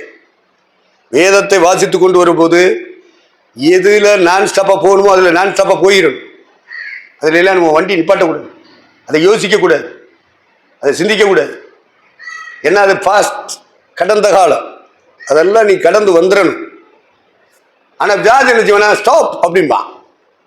போட நாயன்னு சொல்லிட்டு என்னது போட கொய்யா. அது சாத்தான் பக்கத்திலே இருப்பா. நீ வேதம் வாசிக்கும் போதெல்லாம் சாத்தான் பக்கத்தில் நிற்பான். நீ ஜெபம் பண்ணும் போதெல்லாம் சாத்தான் பக்கத்தில் இருப்பான். நீ பிரசவம் பண்ணும் போதெல்லாம் சாத்தான் பக்கத்தில் இருப்பான். உங்களுக்கு தெரியாது. உங்க கண்களை கத்த திறந்திருந்தால் தெரியும் பக்கத்துல பிசாசு நிக்கிறேன். நீங்க குருடன் குருடன்மா இருப்பீங்கன்னு சொன்னா பிரசங்கம் பண்ணுவீங்க, பாட்டார நடத்துவீங்க, ஜெவக்கூட்டா நடத்துவீங்க. பிசாசு பக்கத்துல இருக்காரு உங்களால கண்டுபிடிக்க முடியுமா? அவன் எப்படிலாம் தந்திரமா கிரியை செய்வான் கண்டுபிடிக்க முடியுமா? இதெல்லாம் கண்டுபிடிக்காம நீ எப்படி பரலோகம் போவ? எப்படி போவ? ஒருத்தன் சொல்ற ஒரு பிரசங்க சாத்தான் சாத்தான்னு சொல்லி சாத்தானை மகிமைப்படுத்துகிறார்கள், நாம இயேசுவைத்தான் மகிமைப்படுத்தணும். இவங்க எல்லாம் இந்த குருட்டு இதெல்லாம் தெரியாமல சாத்தானை பத்தி இயேசுனார் சொன்னாரு, அப்போஸ்தலர் சொன்னாங்க, பவுல் சொன்னா. பைபிள் படிச்சவன்ட்ட எல்லாம் பேசிட்டு போக முடியாது. பைபிள் தெரியாதவன்ட்ட வேணா காதுல பூச்சி தரான். பெரிய கூட்டத்தை வச்சு மூடுறேன், கிளை ஊழியங்களை வச்சு மூடுறேன். சாத்தான் சொல்லி கொடுக்குறதப்பா. இதெல்லாம் கண்டுபிடிச்சு தப்புனா பரலோகத்துக்கு வரலாம் நீங்க, இல்லைன்னா பரலோகத்தை பத்தி நீங்க பேசலாம், பாட்டு பாடலாம், பரலோகத்துக்குள்ள நுழைய முடியாது. மறுபடி பிறந்தீங்களா அந்த கேள்விக்கு நீங்களே கேள்வி கேட்டுக்கிறீங்க, நீங்களே பதில் சொல்லுங்க.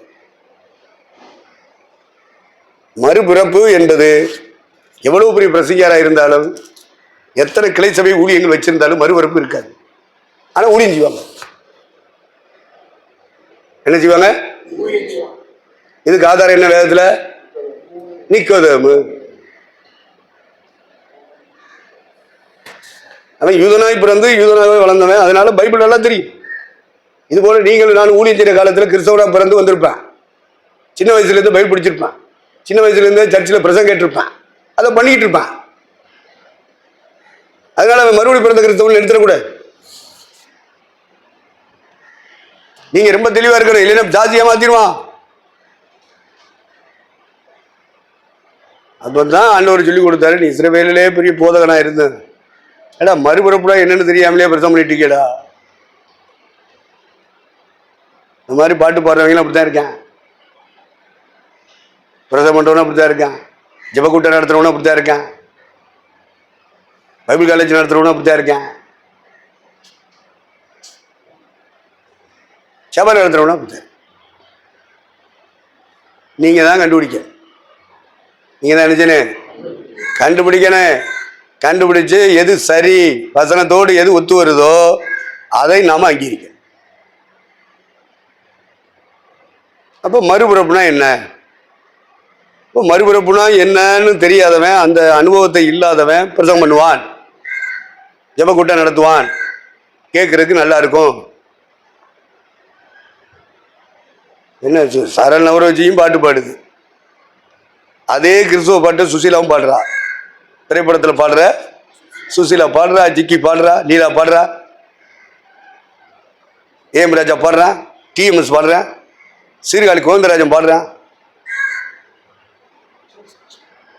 நிறைய பாடல்கள் பாடுறாங்க. இசையோடு சேர்த்து பாடும்போது கேட்கறதுக்கு நல்லா தான் இருக்கு. எல்லாமே பைபிள் அடிப்படையாக்கி தான் பாடுறாங்க. அதனால ஒன்னாயிருமா?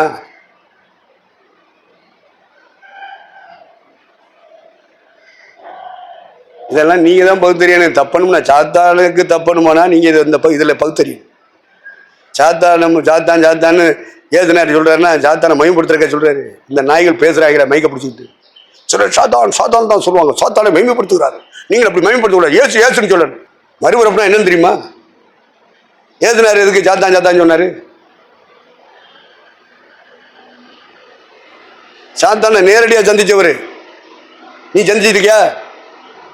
உனக்கு சாத்தானா யாரும் தெரியுமா? மறுபடி பிறந்தவன்கிட்ட வர்றதான் பெரிய சாத்தான்.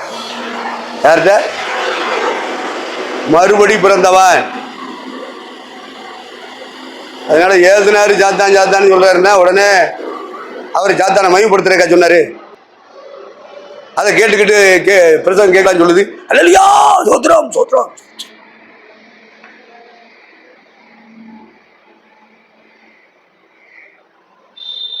சாத்தான்ற பேரை சொல்லலாமா? சொல்லலாமா? அந்த காலத்துல எல்லாம் பொம்பளையே இந்தியாவில் பேரை சொல்ல மாட்டா, புருஷன் பேரு. அது அந்த காலம். இப்போ இந்தியா வல்லரசாக மாறிடுச்சா? இப்போ சொல்லிடுவாங்க, ஏன்னா வல்லமா வந்துருச்சுல. சமத்துவம் வந்துருச்சுல. இறைவன் படைக்கும் பொழுது படைப்புலேயே எது இருக்கோ அதை அழிக்கக்கூடாது. சமத்துவங்கிற பேர்ல பிசாசு அழிக்கிறான்.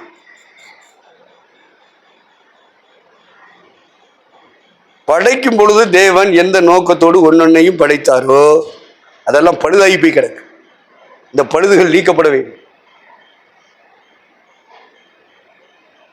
அது அந்த காலம். அந்த காலத்தில் நீங்க கட்ட வண்டியில் போய் ஏன் கட்ட வண்டியில் போற சொல்ற? நான் நடந்தே போனேன். கட்ட வண்டி இல்லையே, நடந்தானே போனேன். அந்த காலத்துல தான் நடந்து போனாங்க.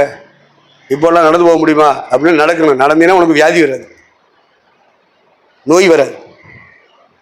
நீ பைக்லையும் கார்லையும் போய்கிட்டே இருந்தா வந்த வியாதி சீக்கிரம் போகாதுல. நீ எத்தனை மருந்து சாப்பிட்டாலும் மாத்திரை சாப்பிட்டாலும் போகாதியா? நான் இப்ப சொல்றது ப்ராபசி ரேமா. எப்படி போக? நீ தூக்குனாப்புல போகணும்னு நினைந்த நட. அந்த காலத்தில் அம்மி வச்சிருந்தாங்களா, இப்படி சௌகரிகளை அரைப்பாங்க. இந்த 2 புஜமும் அவங்களுக்கு நல்ல எக்ஸசைஸ். டெய்லி அரைப்பாங்க. குழம்புக்கு அரைப்பாங்க, கூட்டுக்கு அரைப்பாங்க, ரசத்துக்கு அரைப்பாங்க, மருந்துக்கு கூட சில நேரத்தில் அரைப்பாங்க. மஞ்சள் தனியாக அரைச்சு அந்த புண்ணுல போடுவாங்க. ஆட்டுரல் வச்சு ஆட்டுவாங்க. இட்லி தோசை ஏதாவது போடணும்னா அப்போ அவங்களுடைய உள் உறுப்புகளும் வெளி உறுப்புகளும் எல்லாம் வேலை செஞ்சுட்டே இருக்கும். தோட்டத்துக்கு போவாங்க, நீர் பாய்ச்சுவாங்க, வரப்பு வெட்டுவாங்க, கருதெடுப்பாங்க, களை எடுப்பாங்க, விதைப்பாங்க, தலையில் லக்கேஜை சுமந்துட்டு போவாங்க. இதெல்லாம் வாழ்வியல் முறை. இதெல்லாம் வாழ்க்கையில் இருந்துச்சு. அதனால வியாதி நோய் வராது. வந்துச்சுன்னா 1 நாள் 2 நாள் அது ஓடி போகும். இவங்க நல்லா இருப்பாங்க. இப்போ கிரைண்டர் கொடுத்துட்டேன், மிக்சியை கொடுத்துட்டேன், அடுத்து அரைச்சிடக்கூடாதுன்னு சொல்லிட்டு பொடியாக்கி கொடுத்துட்டேன். எல்லாம் உட்காந்துக்கிட்டே இருக்கா, அப்புறம் தின்னுக்கிட்டே இருக்கா, அப்புறம் வியாதி எப்படி போகும்? எப்படி போகும்? போகாது. நீங்க வேணா எழுதி வச்சுக்கிறீங்க, போகாது. நான் சொல்றது இப்ப சொல்றது ப்ராமிஸ். இல்ல ஐயா வந்து ஜெபம் பண்ணா போகாதுல்ல. எந்த கொம்பன் ஜெபம் பண்ணாலும் போகாது. ஆமா, எந்த வியாதி போகும், எந்த நோய் போகும் எங்களுக்கு தெரியும். 45 வருஷ காலம் நான் பார்த்துட்டே வந்திருக்கேன். யாரு ஜெபம் பண்ணா போகும், யாருக்கு ஜெபம் பண்ணா போகும், இதெல்லாம் கேள்வி கேட்கறது இல்லை. சத்ரா சத்ரா சத்ரா சத்ரா சத்ரா எல்லாம் சோமாச்சு. நீங்க விசுவாசிக்க. அப்புறம் 1 வாரம் கழிச்சு போட அந்த வியாதியோட இருக்காங்களா? நீங்க சரியா விசுவாசிக்கல. இவன் பொய், ராடு, திருட்டு நாய்கள்.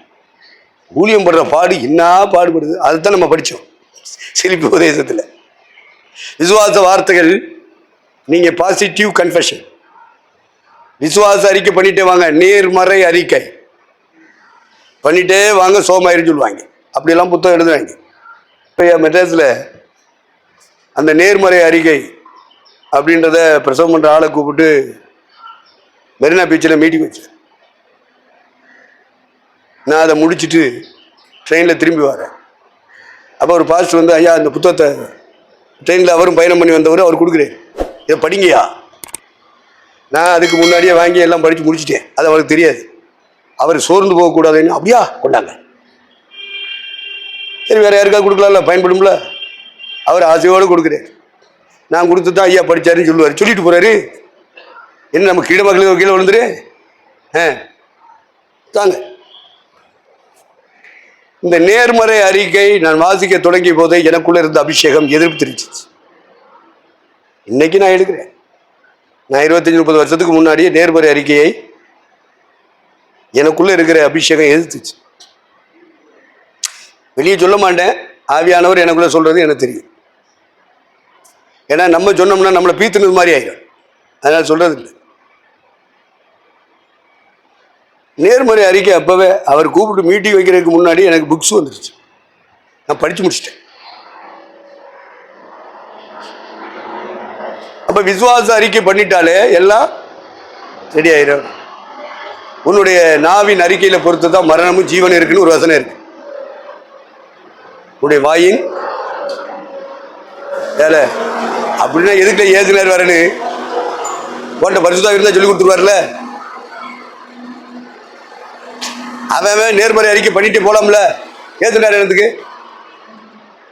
எதுக்கு அவர் என்னத்துக்கு சிலுவையில் அடிக்கப்படணும், எதுக்கு ரத்த சிந்தனை, எதுக்கு மறிக்கணும், எதுக்கு அடக்கம் பண்ணப்படணும், எதுக்கு உயிர் தரணும்? இந்த எண்ணத்தை நீங்க மனசுல பதிய வச்சுக்கிறீங்க ஐயா. உங்க பிரசங்கங்கள்ல எப்பவுமே ஜீசஸுடைய சிலுவை வெளிப்பட்டே ஆகும். நீ 1 மணி நேரம் பிரசவம் பண்றீங்கன்னா எப்படி 10 நிமிஷம் ஆகிலும் நீ ஆபிரகாம பேசு, எஸ்தரை பேசு, ரூத்தை பேசு. நோவா தாத்தாவா இருந்தாலும் சரி, அவங்க எல்லாம் தாத்தா தானே இப்ப இருந்தாங்க. என்ன நீ பாட்டியா பூட்டியாவே பேசிக்கிட்டு இருக்க? எஸ்தர் பாட்டி ரூத்து பாட்டியாவே பேசிக்கிட்டு இருக்க. இப்ப உள்ள வாழ்க்கையில கரண்ட்ல உள்ளத பேசல, என்னத்தை போட்டு பேசிட்டு இருக்க? அதனால உங்கள் பிரசங்கங்களில் நீ எந்த தாத்தா பாட்டி பேசினாலும் சரி, சிலுவையில் அறையப்பட்ட கிறிஸ்து ஒரு 10 நிமிடமாகிலும் மக்களுக்கு மத்தியில் உயர்த்தப்பட்டே ஆகணும். அப்பதான் சாத்தான் தோல்வி அடைவான். சாச ஜெயிக்கணும்னு நமக்கு அந்த இடத்தை நிரப்பி ஆகணும். இழந்துடாதீங்க. நீ எங்க பிரசவம் பண்ணாலும் சரி, எப்ப பிரசவம் பண்ணாலும் சரி, ஜீசஸ் சிலுவையில் அறையப்பட்ட கிறிஸ்துவ என்ன செய்ய வயத்து? அவர் அற்புதம் செஞ்சாரு, அவர் அடையாளம் செஞ்சாரு, அவர் கண்ணை திறந்தாரு, சப்பானியை நடக்க வச்சாரு. பேசு, வேண்டாம் சொல்ல. ஆனா சிலுவையில் அறையப்பட்ட கிறிஸ்துவ என்ன செய்யணும்? அதுக்கு மத்தியில் கொண்டு வந்து நிப்பாட்டிடணும். அப்பதான் உன்னை என்ன நம்புவார் ஏசுனார். இல்லை நம்ப மாட்டாருப்பா. குழந்தை ஜேசுவே பிரசவம் பண்ணிட்டு இருந்தா எப்படி?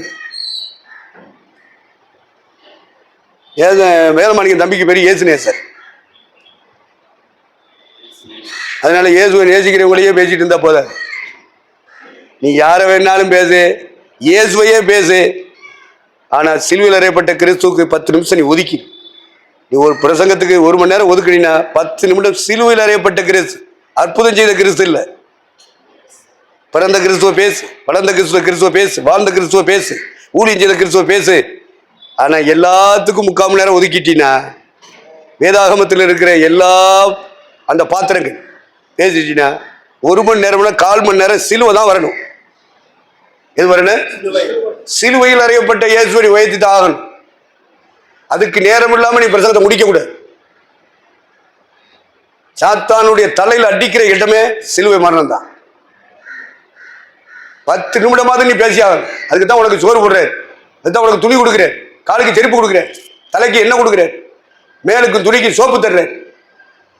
இதெல்லாம் எதுக்கு உனக்கு தர்றாரு? சிலுவையில் அறையப்பட்ட கிறிஸ்துவ பிரசங்க. ஏன்னா சில பிரசங்க வேற அப்படி இல்லை, கூட்டம் சேர்க்கிறதுக்காக பிரசவம் பண்றேன். எதை பேசுனா கூட்டம் சேருமோ அதை பேசுவேன். 2 கொரிந்தியர் 11:4.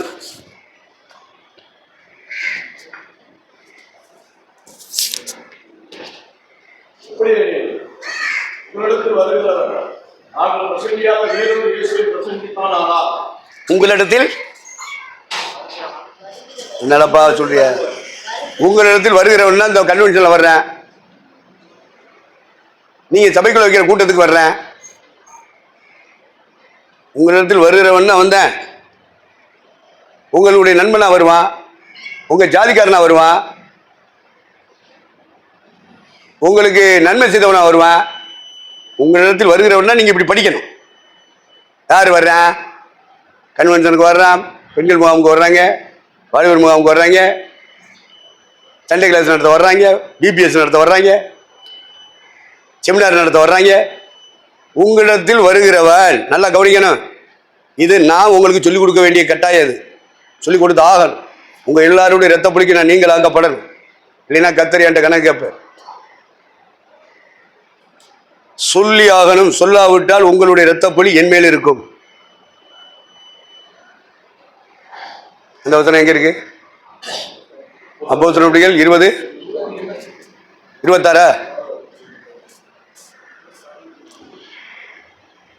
20:27 வாசிங்க.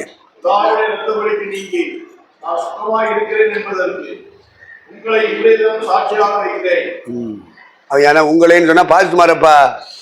பவுலு பாஸ்ட் கூட்டத்திலே அங்க பேசுறேன், ஊழியக்கார கூட்டத்தில். எந்த ஊழியக்காரன்? மாவட்ட ஊழியர் கூட்டம் இல்லை, சினாடு இல்லை, இந்த ஊழியர் கூட்டம். இப்ப நம்ம கூடி வந்திருக்கோம்ல, இந்த கூட்டம் அவனே சம்பாதிச்ச கூட்டம். பேதுரு சம்பாதிச்சதில்லை, யோவான் சம்பாதிச்சதில்லை, தோமா சம்பாதிச்சதில்லை. பவுலே சம்பாதிச்ச கூட்டம் இந்த பாஸ்டர்மார் கூட்டம். யார் சம்பாதிச்சது? பவுலே. அப்ப பவுலுக்கு இத்தனை ஊழியக்காரங்களை ஆண்டவர் கொடுத்திருந்தா அந்த ஊழியக்காரங்களை வளர்க்க வேண்டியது, உருவாக்க வேண்டியது யாருடைய பொறுப்பு? பவுலுடைய பொறுப்பு. அவன் சொல்லிக் கொடுக்க வேண்டிய வேலையெல்லாம் சொல்லிக் கொடுக்காம அவன் ஒதுங்கி போயிட்டு இருந்தான்னா இந்த பாஸ்டர்மார்கள் மூலமா வரக்கூடிய ரத்த பொழிய கர்த்தர் தண்டிப்பாரு, அவங்க சரியில்லாட்டா. அப்ப தண்டிக்கிறாருன்னா காரணம் யாரு? இவன் சொல்லிக் கொடுக்கல, சரியான பாதைய இவன் சொல்லிக் கொடுக்கல. சொல்லிக் கொடுத்துருந்தா கர்த்தர் தண்டிக்க மாட்டார்ல. அதான் ரத்த புலின்றது கர்த்தர் தண்டிக்கிறது, கர்த்தர் சிச்சிக்கிறது. அப்போ அவன் செய்ய வேண்டிய வேலையை அவன் என்ன செய்யணும். அப்ப பாஸ்டர்மார் மீட்டிங் நடத்தினா எந்த பாஸ்டர்மார் மீட்டிங் நீங்க பிரிக்கணும், பகுத்து பார்க்கணும். பேதுரு சம்பாதிச்சதா, தோமா சம்பாதிச்சதா? அதான் நான் சொன்னேன். மாவட்ட ஊழியர் கூட்டமா, சினாடா? அப்படி இல்லை, நீனே சம்பாதிக்கணும். பவுலு தானே என்ன செஞ்சான்?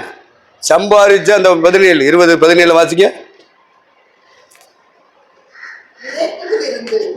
அவன் எபேசுவுக்கு ஆள் அனுப்பி சபையின் மூப்பரை வரவழைத்தான். எபேசு பட்டணத்துல இந்த கூட்டம் நடக்குது. எபேசு பட்டணத்துக்கு ஆள் அனுப்புகிறான். அவன் அனுப்பும் போது, இன்விடேஷன் அனுப்பும் போது எங்க இருந்து அனுப்புறான்? மிலேத்து. இதெல்லாம் நீங்க படிக்கணும். அப்ப சபையின் மூப்பன்னா எந்த சபை மூப்பேன்? அதான் நான் சொன்னேன், சின்னாடு கிடையாது, மாவட்ட ஊழியர் கூட்டம் கிடையாது. இவன் மூலமா உண்டான சபை பாஸ்டர்ஸ். இந்த மூப்பர்கள் சொல்றது யாரு? Church pastors.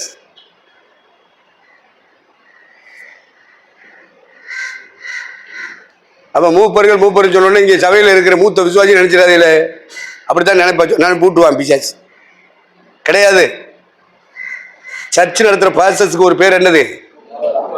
மூப்பன். 1 பேர் 5:1 வாசிங்க, சந்தேகம் தீரும்.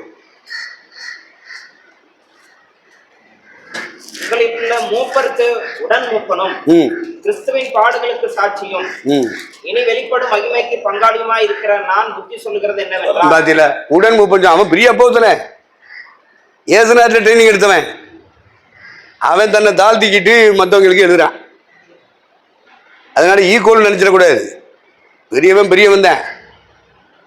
ஆனா மற்றவங்களுக்கு கடிதம் எழுதும் போது தன்னை தாழ்த்தி என்ன செய்கிறான்? எழுதுறான். இந்த ஏசுநாதர் பிதாவுக்கு கீழே இருக்கிறேன், பிதா என்னோட பெரியவர்னு சொல்லிட்டாருன்னா அதனால பிதா பெரியாளா? உங்களுக்கு எனக்கு தாழ்மையை கற்றுக் கொடுக்கறதுக்காக சொன்ன வார்த்தை. ஆனா அதை இந்த பிசாசு என்ன செஞ்சிருச்சு பாத்தியா? பிதா என்னிலும் பெரியவரா இருக்காரு சொல்லிட்டாரு பத்தியா? அதனால ஏசுநாதரை விட பெரிய ஆளு அப்படின்னு. இது சாத்தாங்க சொல்லி கொடுக்குற பாடம். பரிசுத்தாவியன் அப்படி சொல்லிக் கொடுக்க மாட்டார். ஏன்னா பிதா, குமாரன், பரிசுத்தாவியான மூவரும் ஒன்றாக இருக்கிறார்கள். மூவரும் சமத்துவம் உடையவர்கள். மனுஷனை ரட்சிக்கிற வேலையில முன்ன பின்ன அவங்க செயல்படுறாங்க. ஆனா ஒருத்தருக்கு பின்னாடி ஒருத்தர் இருப்பாங்க. ஒரே ஆள் செய்யாது. ஒரு ஆள் இப்ப சூரியன் பிரகாசிக்கிறதுனா சந்திரன் சைலண்ட் ஆயிடும். பாத்திருக்கீங்களா?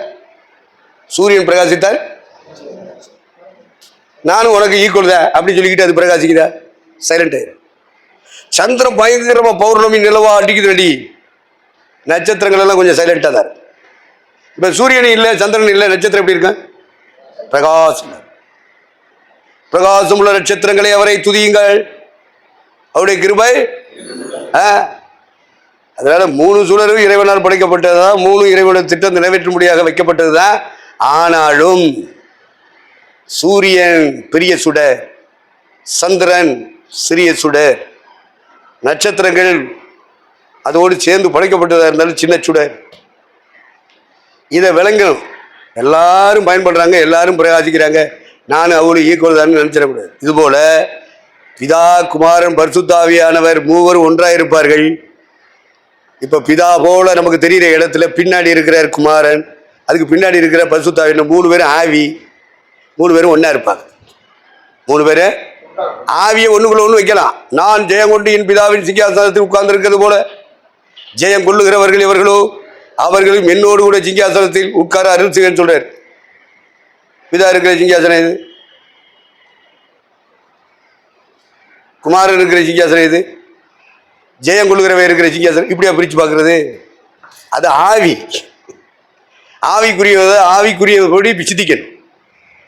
சரீரத்தில் உள்ள சிங்காசனத்தை சிந்திச்சுக்கிட்டு கூடாது.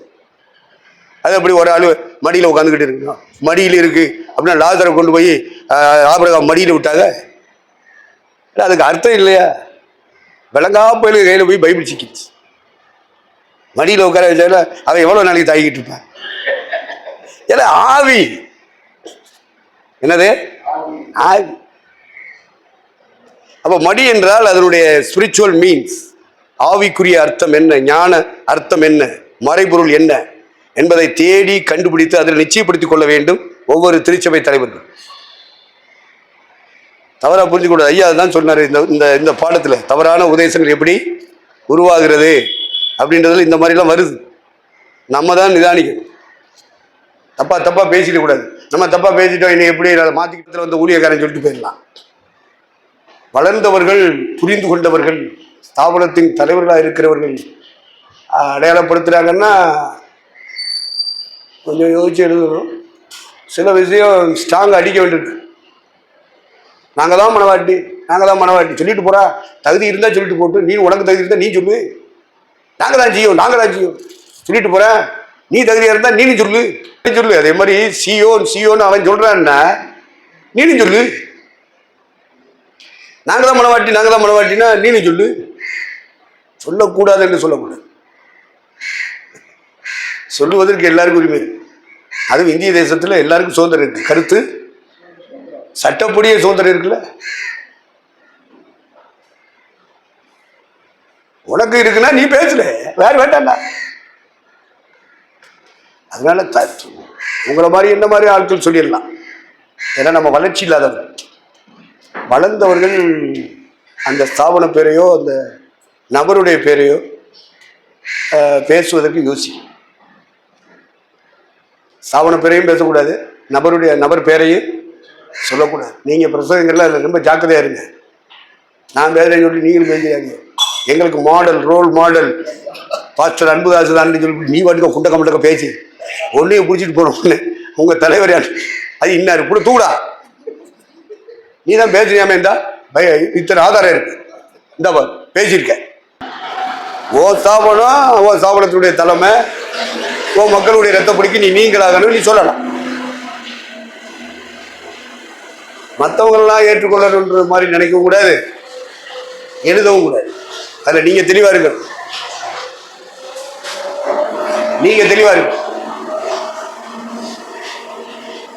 இறைவனுக்கு முன்பாக ஒவ்வொரு தலைவனும் போய் நிற்கிற மாதிரி நம்மளும் போய் நிற்க போறோம். அதான் மரணத்தை சிந்திக்கணும்னு சொல்றது. அவங்க கையில என்ன ஆண்டவர் அள்ளி கொடுக்க போறாரு? தலைவர்கள் கையில என்னத்தை அள்ளி கொடுத்துருவாரு? அவன் உழைப்புக்கு ஏற்றபடிதான் கத்தர் கொடுப்பாரு. உட்காந்து சாப்பிட்றதுக்கு ஏற்றபடிதான் கழிச்சிடுவார். பலன் போயிடும். கடைசி வரைக்கும் உழைச்சிக்கிட்டு இருக்கவன் யாரு? அவனை கணக்கில் எடுறா. அவனுக்கு கூலி கொடுத்தமா பூமியில் இருக்கும்போது, இல்லைன்னா இப்போ வேற மாதிரி அவார்டு கொடுக்கணும். அது எத்தனை தலைவன் வாங்குவான்? அது எங்களுக்குள்ள தெரியும். தலைவராக இருக்கிறதுனால கொடுத்துட மாட்டார். வாழ்க்கையை பூரா யோசிப்பார். சாகிற வரைக்கும் எந்த அளவுக்கு உழைச்சிருக்காங்க, என்ன உழைப்பு உழைச்சான், மூளையில் உழைச்சாங்களா, உடல்ல உழைச்சாங்களா? சில நாள்லாம் உட்காந்து எழுதிக்கிட்டே தான் இருப்பேன். சில ஆள் வெறும் பிரசங்கம் பண்ணிட்டு இருப்பாங்க. திமுககாரங்களுக்கு வேற பேச்சாளர், கன்னி பேச்சாளர், நட்சத்திர பேச்சாளர், பேசும்படியாக அழைக்கப்பட்ட கூட்டம். முதல்ல அதை புரிஞ்சுக்கிறேன். நீங்கள் புறப்பட்டு போய் நான் உங்களுக்கு கட்டளையிட்ட யாவை அவர் கைக்கொள்படி உபதேசம் பண்ணுங்கள் அப்படின்னா பேசுங்க. மார்க்ல சொல்லும் போது என்ன சொல்லுவாரு? 16 இல்ல 15. அவர்களை நோக்கி நீங்கள் உலகம் எங்கும் போய் சர்வ சிருஷ்டிக்கும் சுவிசேஷத்தை பிரசங்கியுங்கள். பேசுங்க. பிரசங்கம் பண்ணுன்னா என்ன அர்த்தம்? பேசு. உலக மக்கள்கிட்ட ரசிக்கப்படாதவங்கள்ட்டையும் பேசு, ரசிக்கப்பட்டேன்னு சொல்லி இப்படி சபைக்குள்ள வந்திருக்கிறவங்கள்ட்டையும் பேசு, அந்த சபையை நடத்துகிற தலைவர்களிடத்துல என்ன செய்ய? பேசு. அப்ப பேசும்படி அழைக்கப்பட்ட கூட்டம் எது? நம்ம தான். அவங்க உலகத்தில் அரசியல்வாதி பேசி பேசிதான் வளர்த்தாங்க. அப்ப அவங்களால ஒரு கட்சியை வளர்க்க முடியும், வளர்த்து மக்களுடைய நம்பிக்கை பெற்று ஓட்டை பெற்று அவங்க ஆட்சியில் உட்காந்துட்டாங்களா இல்லையா?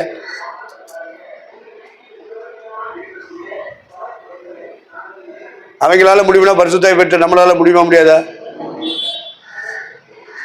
ஆனா நமக்கு ரெண்டு விதமான பலன். சரீரத்திலையும் உழைக்கணும், மூளையிலேயே உழைக்கணும். ரெண்டு விதமான உழைப்பு இருக்கு. அவன் செய்த கிரியைகளுக்கு தக்க பலன் என்னோடு கூட வருகிறது. அதனாலதான் அங்க போன பிறகு அள்ளி கொடுத்துட மாட்டாரு. புத்தகம் எழுதுறவன், கேசட் போட்டவன் எத்தனை பேர் அப்படிலாம் கொடுக்க மாட்டாரு. அந்த உழைப்பு வேற. எத்தனை பேர் பிரசவம் பண்ணா, ஜவக்கூட்டம் நடத்தினா, எத்தனை பேர் சூழ்ச்சியை சொன்னா, அந்த உழைப்பு வேற. உடல் உழைப்பு எந்த அளவுக்கு அவருடைய சுவிசேஷத்துக்காக, அவருடைய நாம மகிமைக்காக, அவருடைய சபை வளர்ச்சிக்காக உடலை கொடுத்து எந்த அளவுக்கு பாடுபட்டான்னு பார்ப்பாரு, கணக்கு பார்ப்பாரு. கணக்கு பார்த்துட்டு உழைச்சவனுக்கு தான் பலன் கொடுப்பாரு. ஏது நேரத்தை போய் பலன் வாங்கணும்னா உழைக்கணும். தூங்கி தூங்கி எந்திரிக்கிறவனுக்கு கிடைக்காதுப்பா. அவனுடைய கிரியைகளுக்கு தக்கபடிதான் பலன். உழைக்கிறியா? உழைச்சினா ஏது நேரம் தருவார். இம்மையிலையும் தருவார், மறுமையிலேயே தருவார். இம்மையில நீ நானும் ஜாகிரக்கு முன்னாடி தர வேண்டியதை தருவார். அங்கே அவரை போய் சந்திக்கும் போது ரிவார்டு அவார்டு கொடுப்பாங்க. இந்த இன்டர்நேஷனல் லெவலில் கொடுவான் அவருடைய சபை மக்கள். அந்த இடத்துலையும் அவ்வளோ பேருக்கு மத்தியில் நமக்கு ரிவார்டு அவார்டு தருவார். அதைத்தான் நீங்கள் கனவு காணுங்க. வேற என்னத்தை கனவு கண்டுட்டு இருக்கியே? என்ன கனவு? என்ன தரிசனம் பார்க்குற? என்ன சொப்பனம் பார்க்குற? உனக்கு என்ன தீர்க்கதரிசனம் வருது? எல்லாம் பூமிக்கு அடுத்தது தானே. மறு உலக கனவே வராது. அதுதான் மறுபடி பிறக்கலைன்னு சொல்றேன். மறு உலகத்தை குறித்த அறிவு, ஞானம், புத்தி, நிதானம், விவேகம், விசுவாசம், அன்பு, நம்பிக்கை உனக்குள்ள உண்டாகுமானா நீ ஆவிக்குரியவன். மற்றபடி இறை நம்பிக்கை உள்ளவனுக்கும் இறை நம்பிக்கை இல்லாதவனுக்கும் இந்த உலகத்துல இறைவன் ஆசீர்வாதம் கொடுப்பார். அந்த ஆசீர்வாதத்தை பெரிய சாட்சியா பீத்தக்கூடாது. சபையில விசுவாசிகள் இந்த உலகத்துக்கு எடுத்த காரியங்களை நான் ஆளுதேன், ஜெபம் பண்ணேன், ஆண்டவர் ஆசீர்வதிச்சாரு, விடுதலையாக்குறாங்க. இதை இந்துக்களுக்கு நடக்குத? பல ஜாமி கும்பிட்டாலும் நடக்குத? நடக்குதா நடக்கலையாப்பா? சுத்தி இல்லாம பேசக்கூடாது.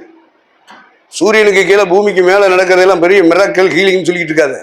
டாக்டர் செய்யாத ஹீலிங்க எத்தனை பேர் சொல்றான்? யாரும் செத்து போயிருப்போம்யா, கடவுள் மாதிரி வந்து என் உயிரை பிழைக்க வச்சாரியா, இன்னைக்கு உயிரோடு இருக்கேன்னா அந்த டாக்டர் தான் அப்படிங்கிறேன். அப்ப அந்த அற்புதம் நடந்திருக்க நடக்கலையா? இதை வந்து சபைக்குள்ள என்ன பீத்துற நீ? ஏசுனாரு, உயிரோட எழுப்புனாரு, லாசருவ செத்து போயிட்டானா இல்லையா? அப்புறம் என்ன எழுப்புனாரு? அந்த வாலிபுள்ள 12 வயசு பிள்ளைய தலி தமிழ் எழுப்புனாரு, மறுபடியும் செத்தாலா இல்லையா? செத்தாலா ஜாலையா? நீ என்ன ஏசுனாரா? எதை நீ சாட்சியா சொல்லணும்? மறு உலக வாழ்க்கைக்கு ஆண்டவர் உனக்கு என்ன செய்தாரோ அதுதான் ஆவிக்குரிய சாட்சி. அதான் என்னது? ஆவிக்குரிய சாட்சி. ஜாதியை குணமாக்குனாரு, பிஜாத்தை துரத்துனாரு, புள்ளி சுண்ணிய கட்ட உடைச்சாரு.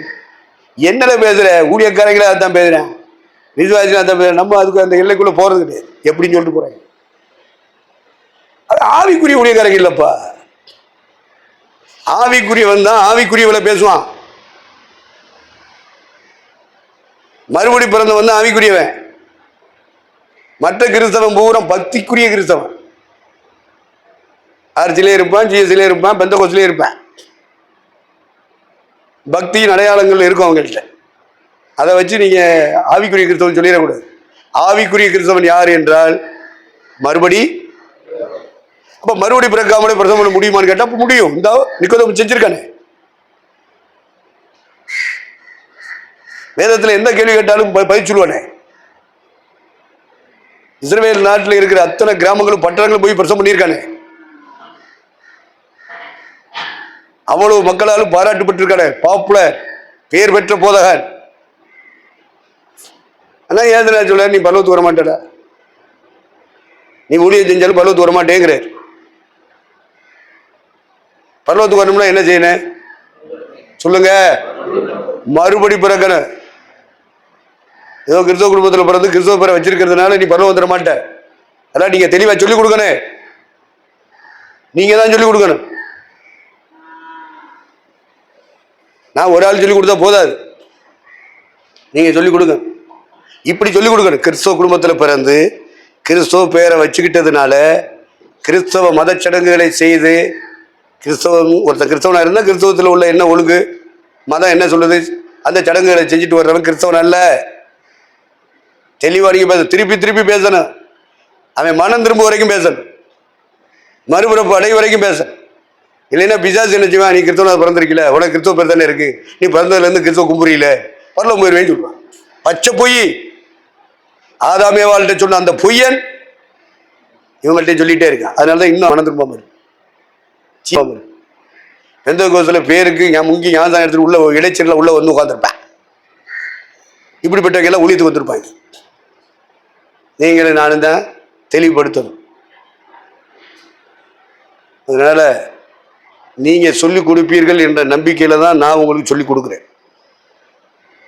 புரிஞ்சுக்கிறீங்க? நீங்க சொல்லிக் கொடுக்கும். அந்த 2 தீமோத்தேயுல 2:1 வாசிங்க. 2:2 வாசிமா. அநேக சாட்சிகளுக்கு முன்பாக நீ என்னிடத்தில் கேட்டவைகளை மற்றவர்களுக்கு போதிக்கத்தக்க உண்மையுள்ள மனுஷர்களிடத்தில் ஒப்புவி. பாத்தீங்களா? இதான் நீங்க சபையில எத்தனை வருஷம் போதிக்கிறீங்க?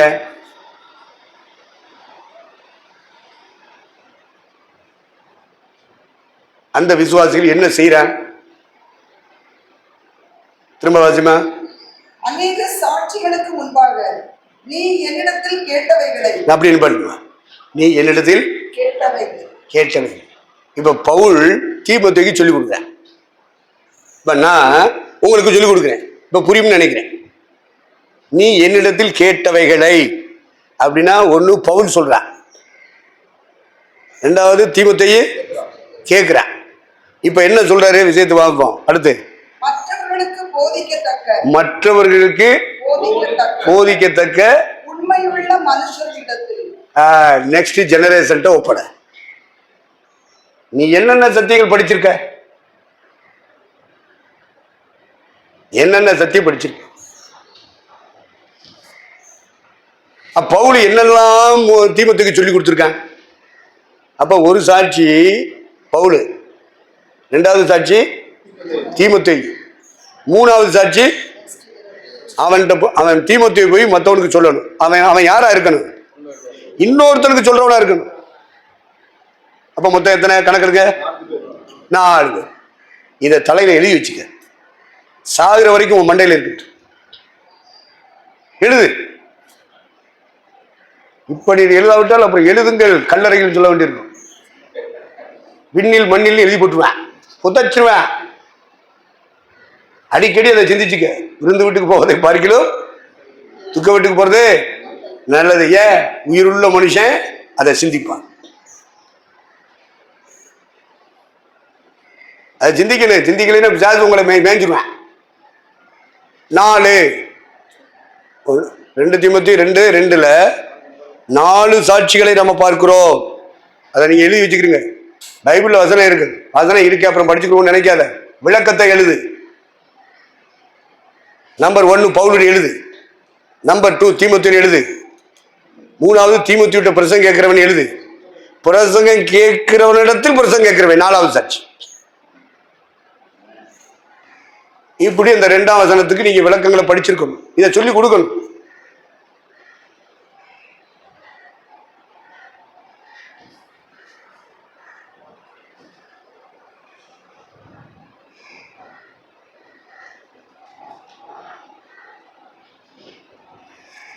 இதான் நம்ம செய்யற ஊழியம். இந்த மாதிரி போகணுமியா? நீங்க என்ன ஊழியம் செஞ்சுட்டு இருக்கீங்கன்றத யோசிங்க. தனியா உட்காந்து யோசி.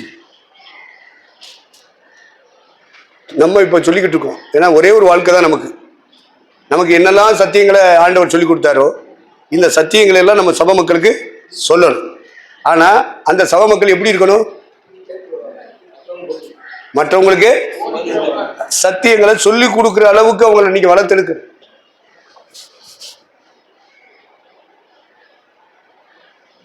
அப்பதான் ஜெனரேஷன் டு ஜெனரேஷன் சத்தியங்கள் வெளிப்படும். நம்ம மட்டும் நல்லா இருந்துட்டு போனா போதும் அப்படின்னு நினைக்காதீங்க. நீங்க அங்க போய் பிச்சைக்காரையா பிச்சைக்கார பயிலா நிக்கணும். எல்லாரும் பலன் வாங்கிட்டு இருப்பாங்க, பரிசுகள் வாங்கிட்டு இருப்பாங்க. மத்திய ஆகாயத்துல நீ பிச்சைக்காரி மாதிரி பிச்சைக்கார மாதிரி நிக்க வேண்டியிருக்கும். அப்படி வேண்டாம். அதனால நீங்க இங்கேயே இந்த ஒரே ஒரு வாழ்க்கையை பயன்படுத்துங்க. நாட்கள் பொல்லாதவர்களானதால் இதை அடிப்படையாக்கித்தான் நீங்க போகணும். அப்ப இந்த சத்தியத்தை நீங்க சொல்லும் போதுதான் இந்த இன்னைக்கு நம்ம இன்னைக்கு சிந்திக்கிறோம்ல தவறான உபதேசங்கள்னா எது, சரியான உபதேசம் எது, இதை நம்ம படிக்கலைன்னா நம்ம எப்படி மற்றவங்களுக்கு சொல்லிக் கொடுக்க முடியும்? படிக்கணுமா வேண்டாமா? இல்லாட்டா எப்படி சொல்லிக் கொடுப்ப? இன்னும் ஆண்டுக்கணும் பிரதமம் பண்ணிட்டு போறதா? உபதேசம் சொல்லிக் கொடுக்க. உபதேசம் என்றால் என்ன? சட்டம். அதுல பூமிக்குரிய உபதேசம் இருக்கு, ஆவிக்குரிய உபதேசம் இருக்கு. அப்ப ஆவிக்குரிய உபதேசத்துக்கு பேரு ஆவிக்குரிய சட்டம். பூமிக்குரிய சபைகளுக்கு இருக்கிற சட்டம் பூமிக்குரிய உபதேசம், உபதேச சட்டம். அது பேர் சட்டம். லா. உபதேசம்னா என்னது? ஆங்கிலத்துல லா, தமிழ்ல சட்டம். நீங்கள் நானும் படிச்சிருக்கணும். அப்போ வசனம் தான் பேசுறது. நானும் அவரும் பேசுறது என்னது? எவ்வளவு நேரம்? அரை மணி நேரத்துக்கு மேல. எல்லா ஆர்குமெண்ட். அவர் ஒரு உதாரணத்தை போட்டு பேசுனா நம்மளும் ஒரு உதாரணம், அவர் ஒரு உதாரணத்தை போட்டு பேசுனா நம்மளும் ஒரு உதாரணம். பைபிள்ல இருந்து எக்ஸாம்பிள் எடுத்துட்டே இருக்கு. அதனால வசனம் பேசுறதுனால பரிசுத்தாவின்னு சொன்னா எப்படி? ஆர்குமெண்ட்டுகளை நடத்துவாரா? நம்ம வயசு அப்படி, அந்த பருவம் அப்படி. அதனால நாங்க அப்படி செஞ்சுக்கிட்டோம். ஆனா வளர்ந்த பொழுதோ புருஷனான போதோ அவைகளை பழைய காரியத்தை எல்லாம் மனசுல இருந்து தூக்கிடணுமையா, வச்சுக்கிட்டு இருக்காத. சாதை ஜெயிக்க முடியாது. சாதை ஜெயிக்கணும்னா மனசுக்குள்ள என்னெல்லாம் பழசா இருக்கோ அதை பூரா தூக்கி, அதுக்கு பேர் தான் மனம் திரும்புதல். அப்ப பாருங்க, நம்முடைய ஊழியத்துல நாம கவனிக்க வேண்டியது, நமக்குள்ளே கடவுள் என்னெல்லாம் சத்தியங்களை வச்சிருக்கிறாரோ, சரியானது எது, தவறானது, இது ரெண்டையும் சொல்லிக் கொடுக்கறதான் பரிசுத்த ஆவியானவர். நல்லா கவனிங்க. உங்களுக்குள்ள பரிசுத்த ஆவி இருந்தால் உங்கள் மக்களுக்கு எதை போதிப்பீர்கள்? சரியானதையும் சொல்லுவீர்கள், தவறானதையும் சொல்வீர்கள். முதல்ல மனுஷனுக்கு இறைவன் அப்படித்தான் போதித்தார். ஏதேன் தோட்டத்தில் இருக்கும்போது சரியானதையும் சொல்லிக் கொடுத்த, தவறானதையும். தோட்டம்ங்கிறது சபை. சபையில கூடி வருகிற மக்களுக்கு நீங்க பாஸ்டர்ஸ்மா. இப்போ இறைவன் நேரடியா வர்றது கிடையாது. இறைவனுடைய ஸ்தானத்துல உங்களை வச்சிருக்காரு. உங்களுக்கு பேரு கிறிஸ்துவின் ஸ்தானாதிபதி.